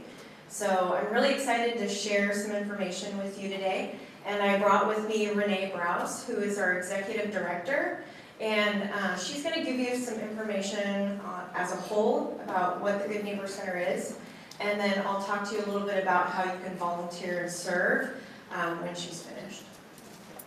Well, good afternoon. Thank you so much for having us here today and for what you do for communities by supporting the Circle of Giving. As Heidi stated, my name is Renee Browse, and I have the honor and privilege to serve as the Executive Director of Good Neighbor Center. I came today to be support to Heidi, and somehow I ended up with a mic. So I hadn't really prepared anything to say, but the Good Neighbor Center is a family homeless shelter. And I believe what you will see on the screen are some photos of families and some of the programs and services that we offer at Good Neighbor Center, along with some statistics. Because I think you probably have all seen or heard that homelessness is a social issue that is pretty rampant here in our county and in our area, and it continues to grow. There are many reasons for homelessness. You know, you could say mental illness, you could say drug and alcohol use, but a large majority of our homeless families, it's due to unaffordable housing. So at Good Neighbor Center, what we do is we offer a place, a safe place for our families to live up to 6 weeks. And we provide supportive services that will help encourage them and empower them and strengthen them to go out and find a home, find a job if they haven't found it. While they're in shelter, we provide everything that is needed, from their hygiene items, clothing, the kids, we provide backpack support and all their school needs, shoes, you name it, we provide it because of donors and supporters in our community. We also provide the classes that are needed for the families to get back on their feet. So life skills classes, whether it's parenting, financial wellness, health, mental health, all those types of things are things that we do for those families or help the parents learn. We also teach them rent-well classes. So we're not just giving them a handout, we're giving them a hand up. The kids are of utmost importance, so I'm going to leave you with some thoughts about what we do for the kids, because they didn't make the situation that they're in, their parents did. So what we do for the kids is we've got a clubhouse, and it was built specifically for them by the Home Builders Foundation, and we opened it last summer. It's where the kids go after school for homework support, mentoring, and coaching. We have a resident youth specialist that works alongside them and helps them. Within the first 48 hours of being in shelter, they're registered for school if they're not already registered. And just this last summer, we had a family come in. It was a mother with 3 kids. She was fleeing domestic violence. Her 9-year-old son had never been to school. His first opportunity of any type of education was our summer school program. So not only do we offer after-school programming, we offer summer school programming. The 10 weeks during summer, they're in school from 9 a.m. to 3 p.m. in the afternoon. We're working on a preschool program, childcare program, so those have been some things that are up and coming, but we're a full service organization. So I again want to thank you for your time today. Thank you for what you do for the community.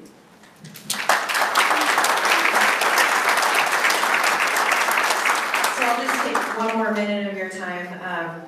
Lisa and a few others were able to come and have a tour of the shelter a couple weeks ago, and we talked a little bit about volunteering. So volunteers are really a big part of our organization and how we meet the needs of the families that we serve each and every day.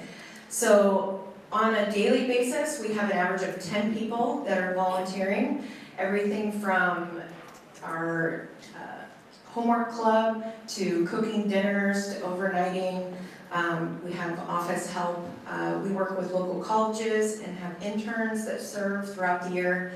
So volunteers play a key part in the success. And we had talked about hosting a dinner. There's an opportunity to do that on a monthly basis. So I would love to encourage the different offices to maybe look at the opportunity and see if that's something that you would like to commit to. It's a very fun way to volunteer.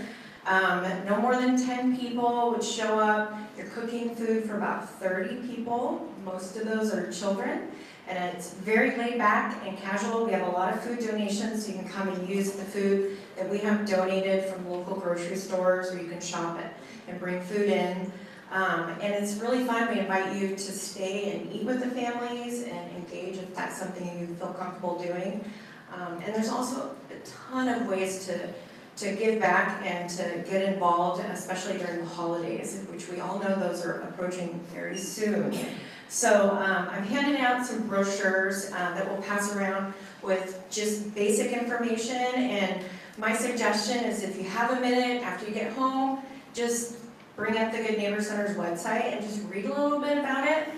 We also have social media. I'm really big on posting on Twitter and Facebook about our current needs. If we have a child that needs shoes, or if we need food, or we're out of something, that's a great way to get involved. So again, thank you for having us. We're really excited to be your quarterly partner, and to also just really educate the folks about homelessness and what you can do to help. So, thank you. Awesome, thank you. Thank you, Dave.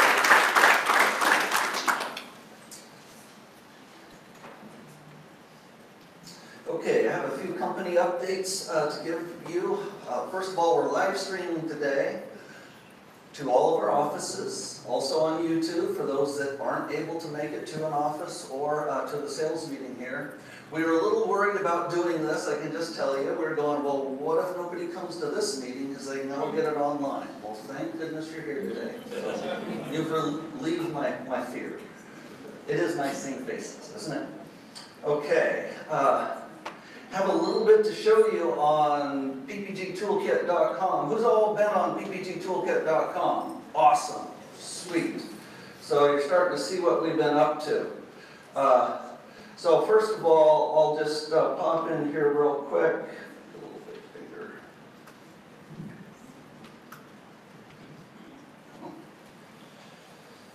So on our home page, we will always put some of the latest and greatest reminders. Obviously, we're rolling out the home warranty, so we just put this on here.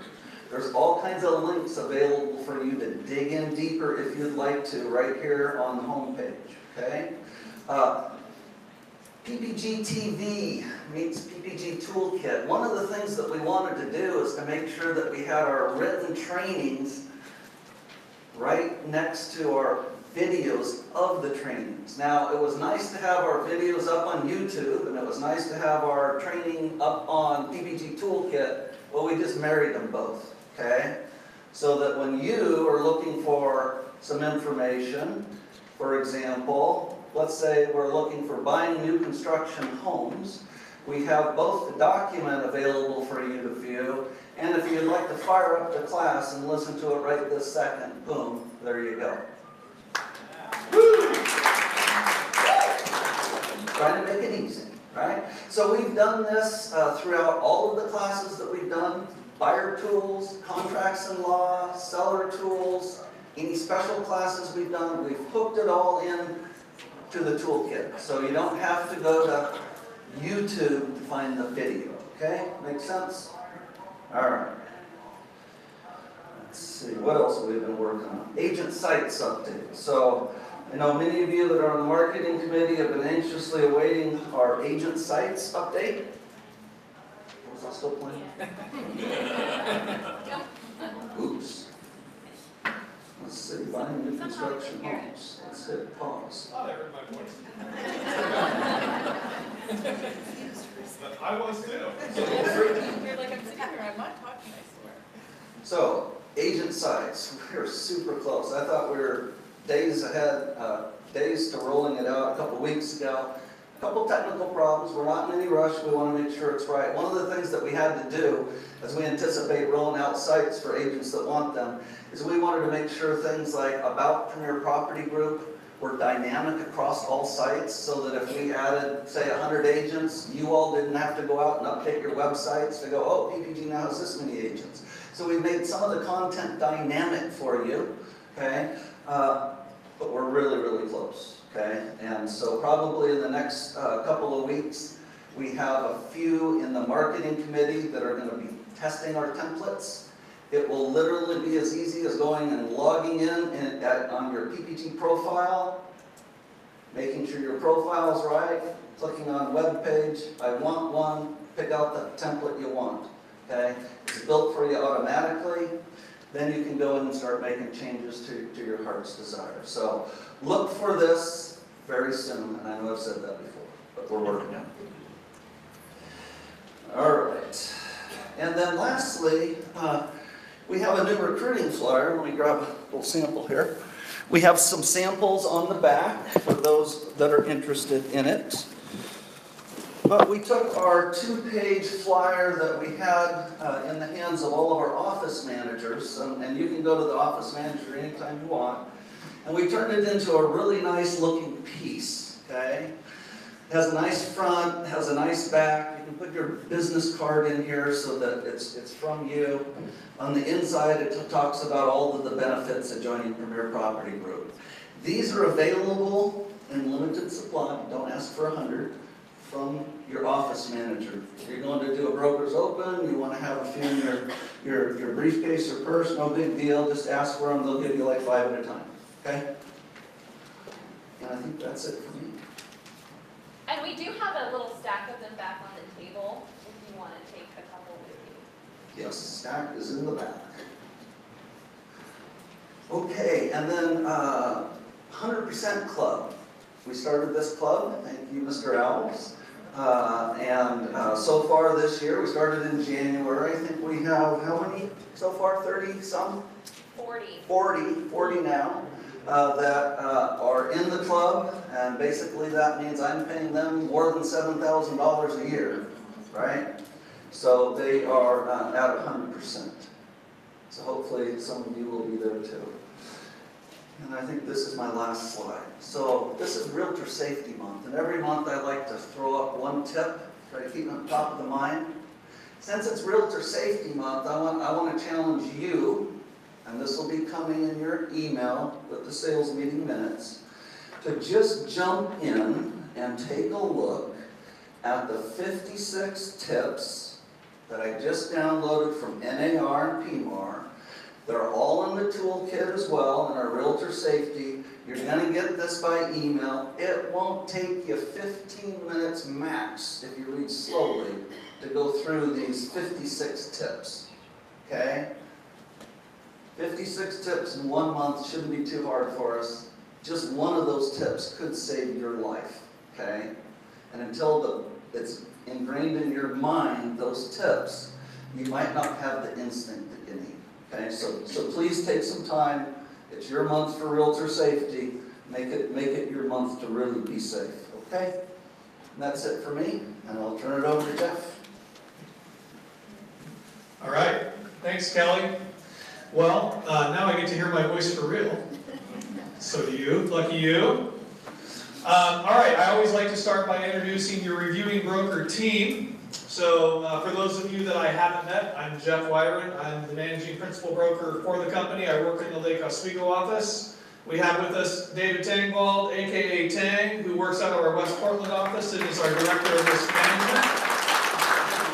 We have Barbara Roach, who is a reviewing broker out of our Lake Oswego office.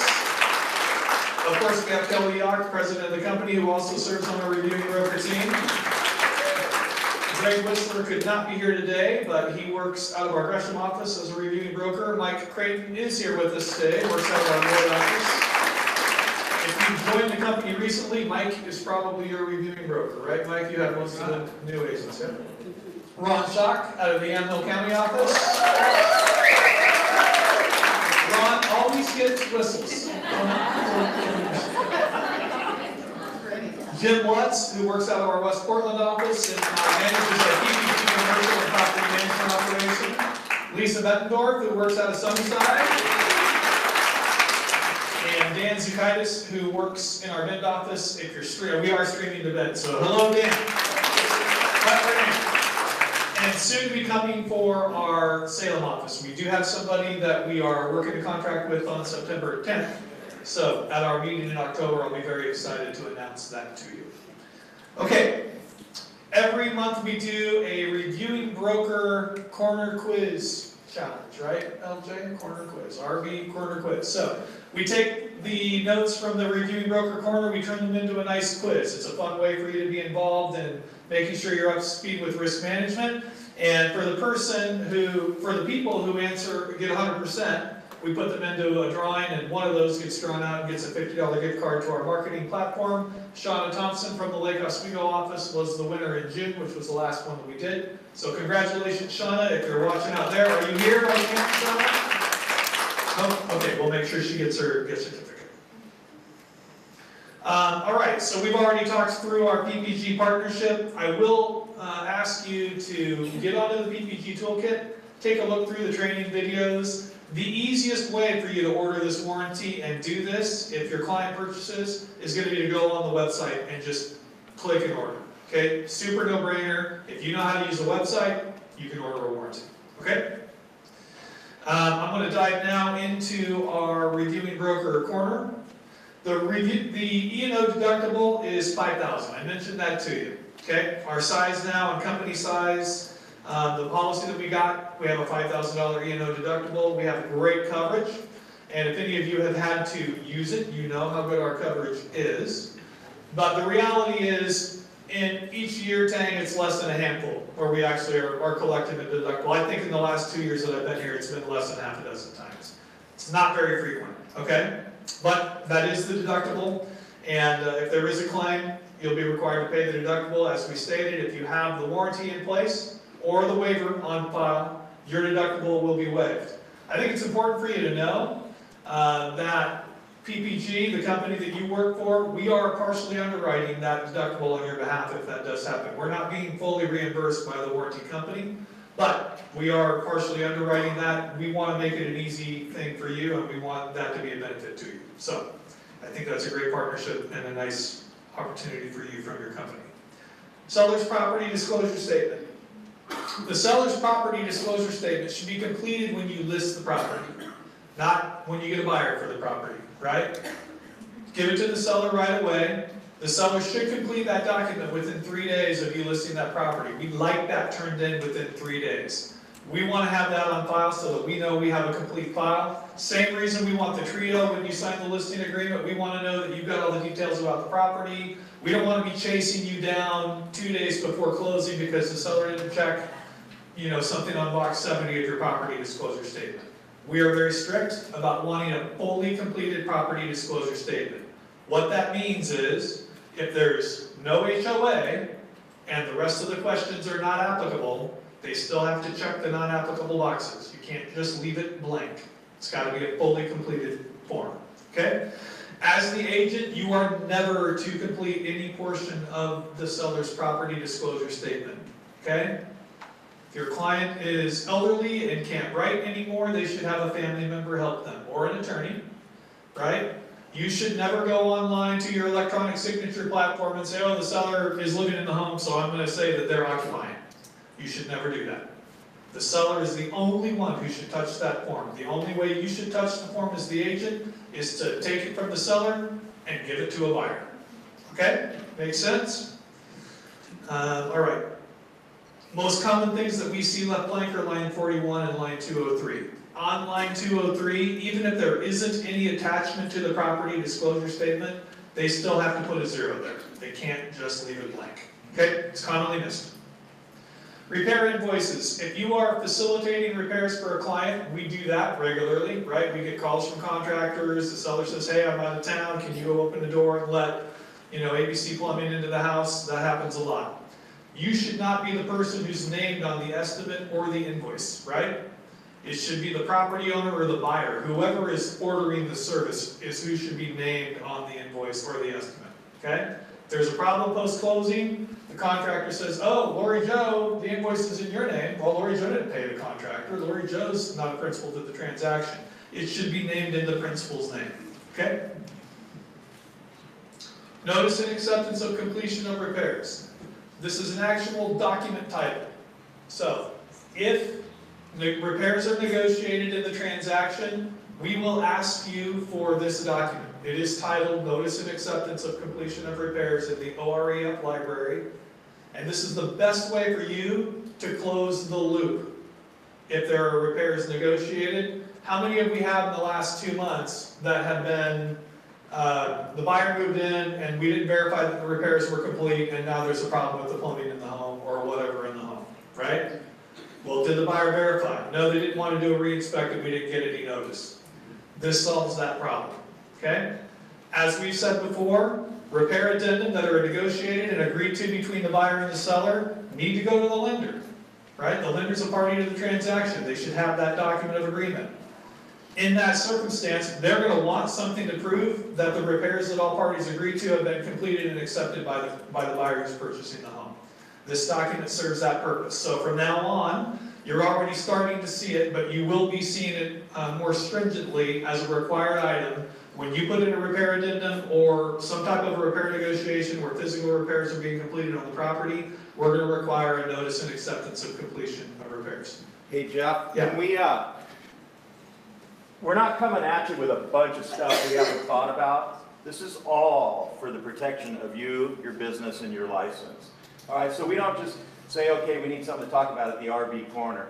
These are things that we've talked about as an RV group, quite frankly, on this list all summer long. So we're not coming at you with it, here's another list and something else you got to do in the tabs. We're out here to help you and your business be successful without having to hit my desk. And so everything that you've seen from APHW to the things that Jeff is not hammering on you, but coaching you up on, is things that are healthy for your business. This isn't a list like we're trying to task you. We're looking out for the best for your license. Thanks, Tim. Yeah, and the bottom line is it's closing the loop. If there are repairs negotiated, you should make sure that your buyer's verified and that they're complete, right? All right, elder abuse. You have to be cautious in how you deal with all of your clients and make sure that if you're dealing with a client who you think may not be understanding what's going on in the transaction, that you involve family, that you encourage them to have a family member there so that they can be confident in their decisions, or an attorney present, or meet them at an attorney's office, okay? Elder abuse claims are on the rise, and even well-intentioned agents have been accused of elder abuse, right? So we want to make sure that you avoid that. If you're ever in a circumstance where you feel that your client should have a family member or legal counsel present, then you need to make sure that you recommend that to them so that they know what your intentions are and that they're clear on what they're signing.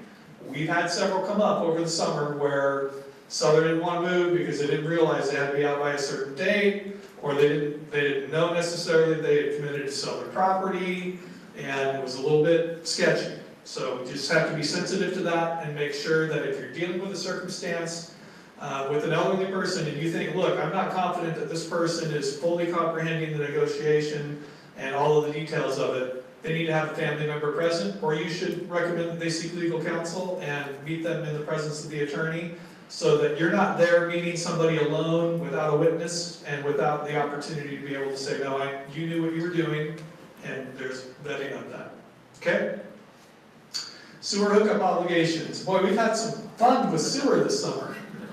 I don't know why, but it's been a great summer for sewer. We had 3 disputes in the past 6 months as a result of unknown sewer hookup requirements from Bend to Lake Oswego to Yamhill County. So, if you represent a buyer purchasing a home that's on a septic system, and if there's public sewer available to the home, the buyer needs to perform their due diligence about any hookup requirements that may be imposed upon them. Most municipalities have specific requirements, and Oregon has a 300-foot rule, which means if there's a public sewer within 300 feet of that property and your septic system fails, most likely you're not going to be able to put in a new septic. You're going to have to hook up to the sewer. Okay? So your buyer needs to do that diligence, and you need to be on the forefront of that, helping to encourage and advise them, look, you have a septic system, and if it fails, you may not be able to replace it. I represented a sweet young couple buying a house right down the street here in Tigard. We did a sewer inspection. The septic guy came out, did that, said, yeah, it looks good to me. And I said, no, that's not good enough. You need a full inspection of this tank, because if it failed, they'd have to pay a $30,000 hookup fee and a tank installation to the city of Tigard. This is a young couple buying their first home. They don't happen to have $40,000 laying around, right? So we want to make sure that they're not going to have that problem. Okay. Death of a party in a transaction. If a seller of a listing dies, there is not language in the listing contract regarding that listing being binding upon the heirs. So we typically assume that the listing dies with the seller, okay? Unless the property has an accepted offer, and then if the listing is pending, the sale agreement is binding upon the heirs of all of the parties. So it's binding upon the heirs of the buyer and the seller. The buyer dies, the heirs are subject to the sale agreement that whoever died signed. Now, most commonly, the death of the buyer means that if they're getting a loan, they're not going to be able to get the loan anymore, right, Maurice? Maybe in 2007 a dead person could get a mortgage. Not anymore, right? So typically, in that circumstance, the transaction is going to fail as a result of the financing contingency failure. That would be the technical trigger for killing the deal. But you need to make sure that your clients understand that the agreement is binding upon all parties to the transaction. It does say that the buyer's rights can't be reassigned without the permission of the seller, but it is binding upon the heirs of all parties. Okay, Sky Slope. One of the things that I'm seeing happen in Sky Slope is people entering documents into the transaction or taking the excellent advice that I gave you in the training if you came to the Sky Slope training and using DigiSign and having the documents come automatically back into your transaction file. That's great. But you can't leave those documents in the document tab because the only way your reviewing broker knows that you have something to review is if you move those documents into the checklist for the file. And then your reviewing broker gets triggered to say, hey, there's documents to review in this file. They go to the checklist and they review them. They're not going to magically know that you have a whole sale agreement sitting in that document tab of the transaction. All they're going to see is an empty checklist. And they're not even going to see the file because it's not going to show up on their screen. Okay?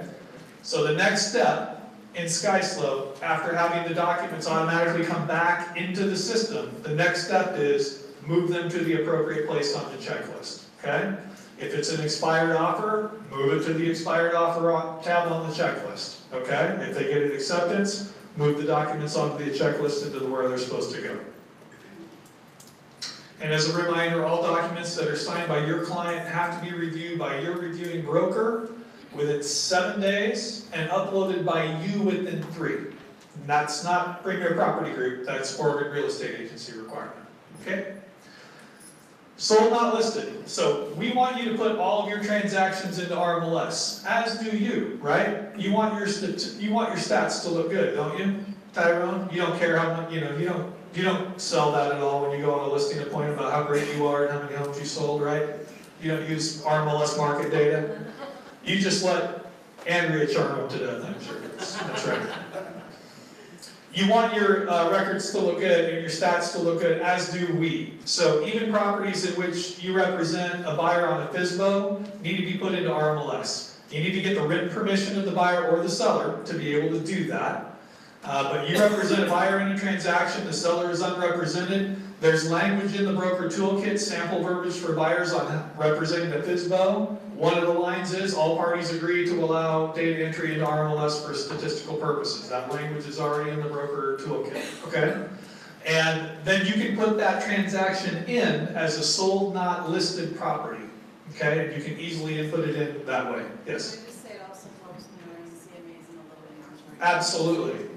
Yeah, good point. Angie's made the comment that it helps if you're running CMAs in a low inventory market. That statistical data helps you as a listing agent have better data to do a better market analysis as well. Right? So that's a great point. On a side note, if you sell a listing and the buyer is unrepresented, and as most of you know, that's what we want from you. If there's an unrepresented party, we don't want you to be a disclosed limited agent. We want you to represent one side exclusively and the other side will be unrepresented. You sell a FSBO, you represent the buyer. The seller is unrepresented. You put that in as a sold not listed property, okay? You represent the seller, the buyer comes and they don't have an agent. Great. You help them fill out the paperwork, but you tell them, I don't represent you, you're on your own, here's the paperwork. There's guidelines and best practices in our broker toolkit to help you know how to do that. You're going to put that in RMLS, not counting both sides of the transaction, but on the agent, where you plug in the agent data for the buyer, non-RMLS. If you look at statistics in RMLS, the #1 buyer's agent in RMLS is a guy named non-RMLS. Okay? So that's how you do that. Education and training. We have all things escrow. Most of you were here for that. That's a great class, and Lawyers Title has worked very hard, as have our other partners in Deschutes County and in Yamhill County and Marion County, putting together a great class for us. So some of the content that you didn't get today is on the outline, but if you want to see it in person, you can come to any of the other trainings and you'll get it live. We hope you'll come to that. Our broker collaboration this month is computer skills and PPG systems training. That's going to be done by Ryan Lasher and Dan Michaels. Thank you very much, guys, for being willing to put that together for us. We get a lot of common questions, right? My computer froze, I don't know what to do. Well, have you tried rebooting it? What does that mean? I don't know what that means. I never turned my computer off, right? It's a good class on how to use our major systems and how to just generally have some computer savvy. I will come to that because I am, not necessarily the best. My 19-year-old son knows a lot more than I do about computers, I'll say that. And then we have a special class coming up on September 20th on personal branding. And Joelle Lewis, I saw you earlier. Are you here? Joelle's here. She's got a great branding coordinator that's helped her in her business that she's worked with to help us. And Joelle will be a presenter, as will I. We'll talk about how to really work on developing a brand that conforms and fits in with the company branding that you already have available to you, right? So having a brand for yourself that's in concert with the company that you're with, and how to best leverage that and utilize that. And of course, we'll be talking about how to make sure it's compliant with OREA guidelines. And then September Director's Mortgage Corner is Understanding the Numbers. That's 1 CE credit hour, and that'll be on September 26th at Sunnyside. As always, the training calendar is available on the toolkit. You can RSVP very easily by just clicking on the time of the class on the link, and that makes it super easy. We have a couple of mentorship program graduates, so I want to congratulate Trent Werner. Are you here today, Trent? Stand up, Trent. And Cassie Sippard, who I think is here as well. Yes, Cassie? Yep, stand up, Cassie. All right. How many of you are not aware of our mentorship program here at PPG? Everybody in the room is. Great. We're one of the few companies that requires our agents to go through a mentorship program and partner with another agent on their first couple of transactions and listings, so that we know that by the time you're out there selling real estate and slinging it, that you know what you're doing. And we're very proud of that. We have said no to some agents, contrary to popular opinion. We don't just hire everybody, right? We are selective in that regard. We want you to be trained and educated, so we're proud of our graduates and proud of the program. Congratulations to you guys. Sales and marketing, Steve. Thank you, Jeff. Okay, got just a few things to go over today. The first one I want to go over is we met with our primary photographer on the marketing platform. And I just did a class on this last week, Wednesday.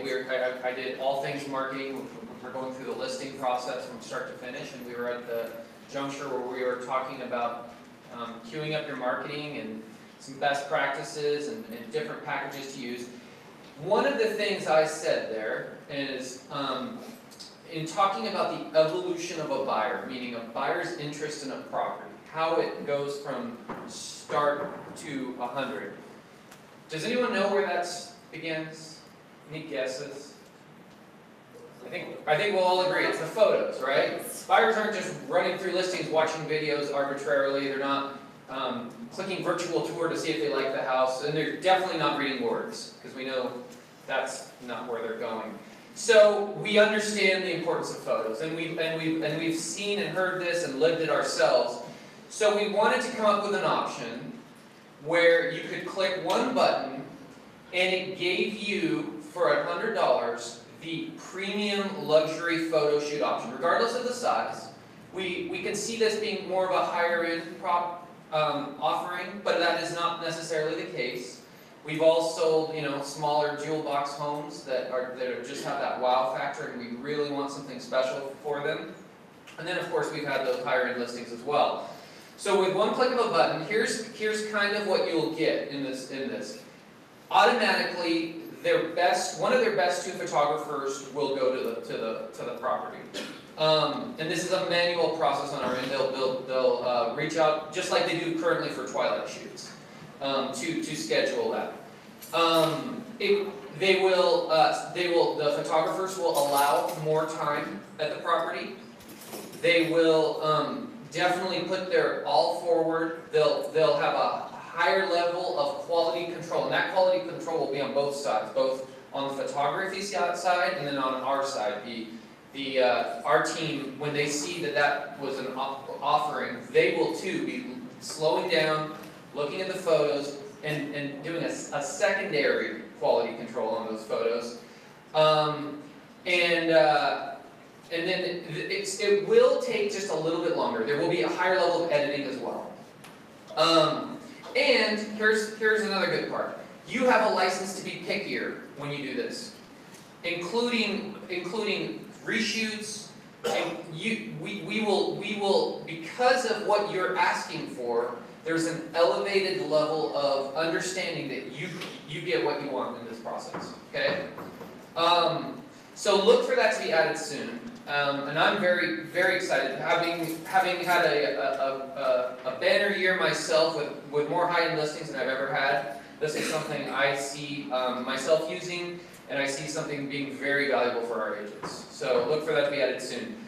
Another thing that we are really excited for you guys to start using, raise your hand if you, and I know there's quite a few of you, if you've used a product called the Open House Door Knocking Flyer. Okay. Raise your hand if you use stickers with it and had an angry moment. I'm sorry, by the way.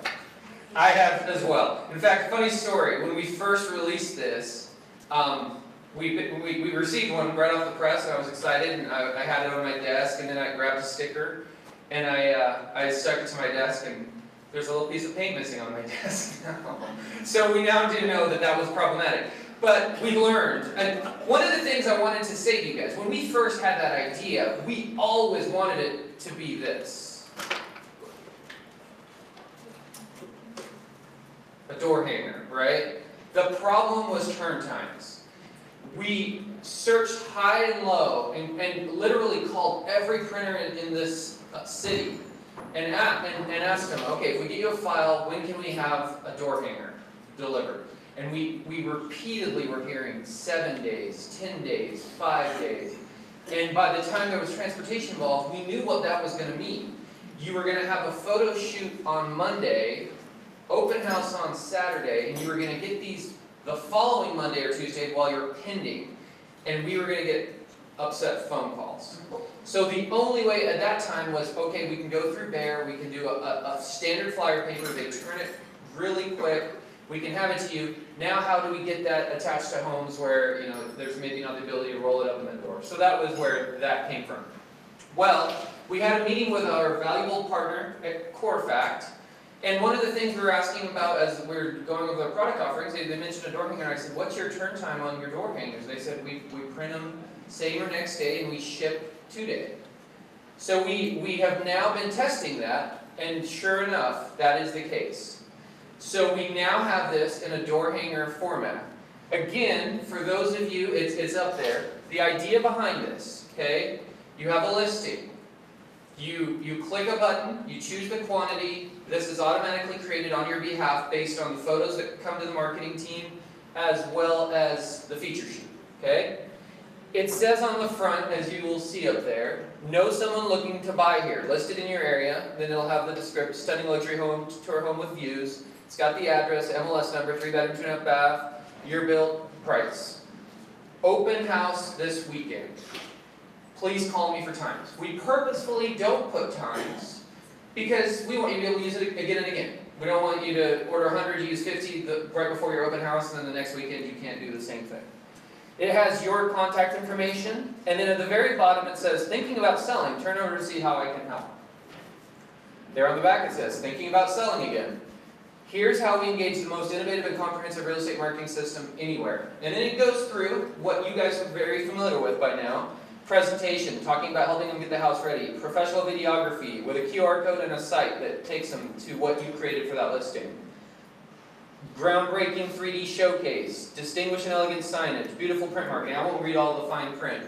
But one of the things I love about this, and I've always loved about this piece, is it says mass, immediate, and direct exposure. In conjunction with your home going on the market, we will canvass the area around the home, letting neighbors know of a new home available should they know someone looking to move in the area. Do you think they'll believe you do that? Of course, because they just got it on their door. So, and it also talks about the Mondo flyer right below that. So you're not only hitting the people in the area, but you're also hitting the area agents. So you build trust as you show, hey, this is what I do, and then you do it, and they get that. You're showing diligence. Hey, I have a listing. By the way, that seller trusted me. Look at the great marketing I've done for it. You have that listing in their area. They know you know the area. They know someone else vetted you. They know that you're diligent in promoting that listing because you're running around right before your open house inviting all the neighbors in case they know someone looking to move in the area. And then on the back you're saying, look at all that I can do. Okay? This will help you get more listings. I promise you, and it's something that we are actively doing and it's actively working. It can go complementary too with postcards. Don't feel it's independently one or the other. I think they can both play a valuable role. So look for this to be added very, very soon. And I will even tell you, it's not officially on the site yet, but if you put in the notes, I would like the door hangers. Ryan will reach out to you and he'll coordinate you with the process. Do allow 3 business days. We're still fine-tuning it. 3 business days from approval to arrive at your office. Okay? Any questions about any of this? Yeah. Anyway. No, but you do. Your kids. I have used temps. I had one of my people hired through a temp company, and they got 3-4 temps to do hundreds of these. So, any other questions? Great. I will have a couple of these in the back. Feel free to grab one. And I believe I'm now bringing up directors. Your class? Oh, and I do have a class.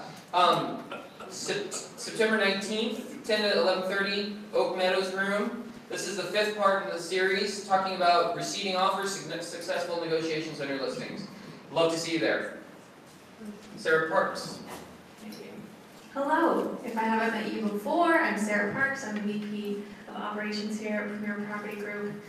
Not only do we strive to be a great place for brokers to work and to thrive, but as well as to be a pillar in the community when we give back to our community, but we like to be a great place to work for our employees.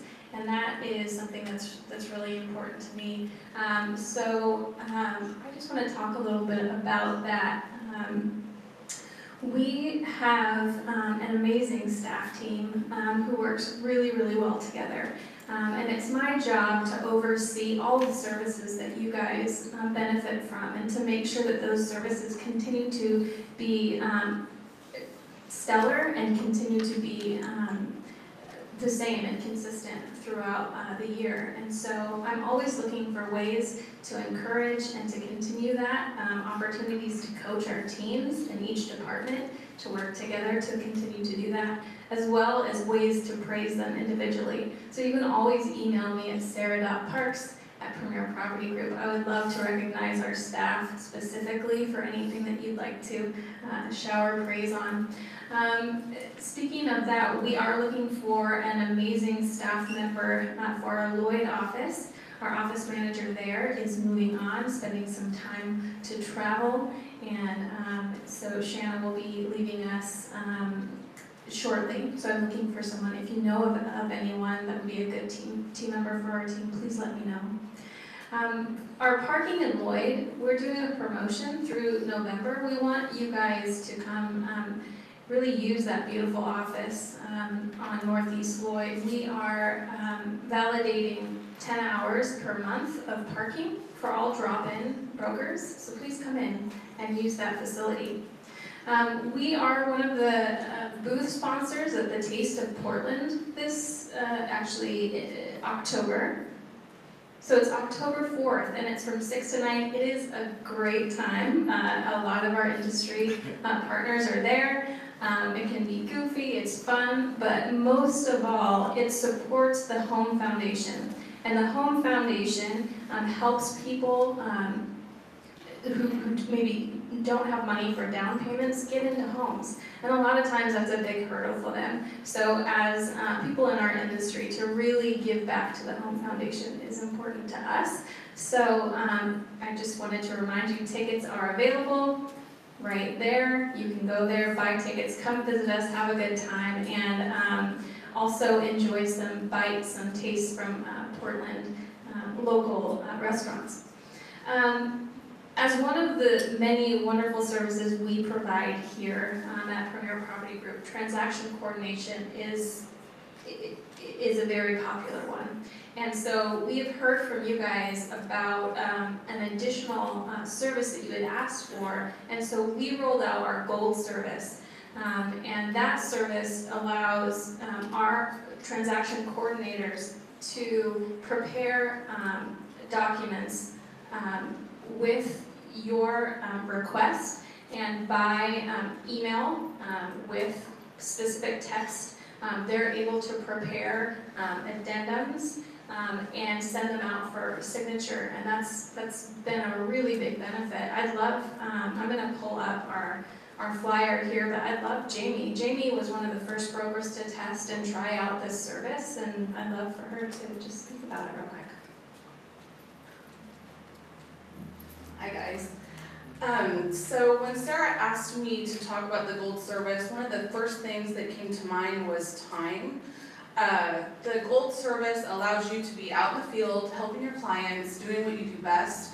And when something comes up, you don't have to tell the client, you'll get back to them at 7 when you're back at your desk or whatnot. You can literally get on your phone, you can type an email to your transaction coordinator of exactly what you want to be said in an addendum, or what, you know, whatever the case is, maybe, I wouldn't recommend it on like a repair addendum, but something simple, an extension, whatnot, and your TC will take care of it for you while you're still on the go, out and about. It's perfect for people that aren't on a team or that you know, don't have team members. So Steve and I are a one-man show team. We have Kyle Rice, she helps us a lot. And we're juggling lots of real estate and 2 little kids. So for people that just have a lot on their plate and they're not on a, like I said, team where they have to assign things to certain people that just do it, this is the perfect service. Cost, it's like $600. I will let you know that. It does come out of your transaction. It's worth every cent. And that fee is for actually a buy side and a listing side. So say you have the listing and they're helping you with that paperwork, then you have the buyer that comes and buys the listing, they do all that as well. You don't have to do any SkySlow whatsoever, you don't have to know any passwords. I literally get a transaction, I forward it to Kyle, hundreds of emails a week. And she just deals with it. I don't know my SkySlow, anything about it. I'm a mentor and I'm telling my mentee, you have to do TC because I don't even know how to do SkySlow. So it's just a really huge benefit no matter what level you're at for TC services here. The gals that do it are amazing. And it will take so much time off your plate. You shouldn't be spending an hour or 2 a day, you know, if you're in production, or really even that a week, being in your office doing paperwork. We should be out lead generating, talking to clients, meeting with people, drumming up business, so. Thank you so much. Thank you. So regardless of the services you're looking for, I suggest you go to the toolkit, ppgtoolkit.com, search transaction coordination. You'll see these service levels starting at $100 just for simple paperwork and some auditing to remind you what's due. But if you are interested, please email tc@premierpropertygroup.com. Kyle will get you in touch with the right transaction coordinator for you. All right, Kelly, that must be it. So, last but not least, we paid over $63,000 back to our agents in July, and we are paying over $65,000 to our agents in August, and that's all because of you. So let's give ourselves a round of applause for that.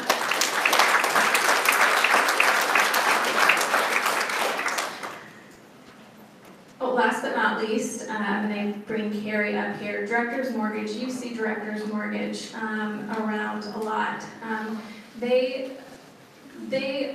want to support you and your business. They want an opportunity to earn your business, not only just be a resource for you, be of value to answer any questions you might have, but really to help grow your business and an opportunity to earn that. And because of that, they bring some really useful knowledge to us each month. And so I want to thank Carrie and bring her up here. Thank you. So what we wanted to talk about a little bit today was some of the things that we've been up to at Directors this summer. We've been adding a lot of programs, expanding a lot of programs to help as many changes in the industry, as many buyers and your clients as we possibly can. We've made some huge expansions to our jumbo products. And so that's been exciting. We've got a new doctor's loan coming out next week, so we'll have more details on that, but that's going to be something we're all really excited about. What I love about this program, the No MI program, as we've seen interest rates increase over the last years, it's kind of those clients that have been shopping for a while, their pre-approval changes. As they're out there looking, rates go up, we have to readjust their pre-approval. This is a great option, especially for those clients putting less than 20% down, where we can keep their payment in their comfortable range, or we can expand what they're pre-approved for. So a great example is $300,000, 5% down, with monthly mortgage insurance versus no MI. The no MI has a little bit higher interest rate, but even at that higher interest rate, they save $83 a month on a $300,000 purchase price. Or they can increase their buying power by $20,000 up to $320,000 and keep that payment as though it were the same at $300,000 with monthly. So that's a huge deal when they're out there looking, especially in those price ranges. The other thing that we're seeing coming back are adjustable rate mortgages, which sounds scary, but they're not the 2 to 3 year ARMs that we were seeing. They're 7 to 10 year ARMs, which can save almost a 0.5% interest rate and make a big difference while they're out there for those clients that aren't looking for their forever home, but their next home. So there's a lot of great options to really kind of help our clients get into the home that they're comfortable in. And then I'm going to bring Dawn up in just a second, but I also wanted to point out we've got, for Realtor Safety Month, we're hosting an event next Friday, 10 a.m. at 5300 Meadows. So we've got Chris Knopf in the back. He's going to be able to sign you up. We would love to have as many of you there as possible. It is a CE credit, but it's going to be a great program. And then Dawn wanted to bring something up real quick. Thank you. Hello. So this sign got returned to me today from Tom Wilser and Leslie James because it sold the house. Yay! So they have a small subdivision in Canby, and we partnered on that subdivision. We hung these signs, and a buyer drove by, called me. I pre-approved the buyer, got them to Tom and Leslie. As a partnership, they represented both sides. This costs you nothing. No. Oh.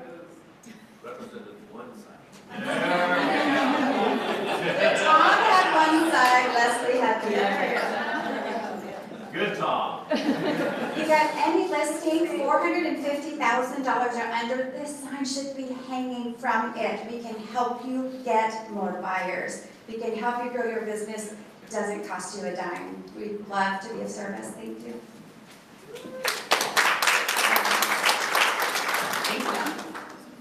Well, we ask that you stay for some beverages, some food, socialize. Thank you so much for being here today, and thank you for being the best part of Premier Property Group.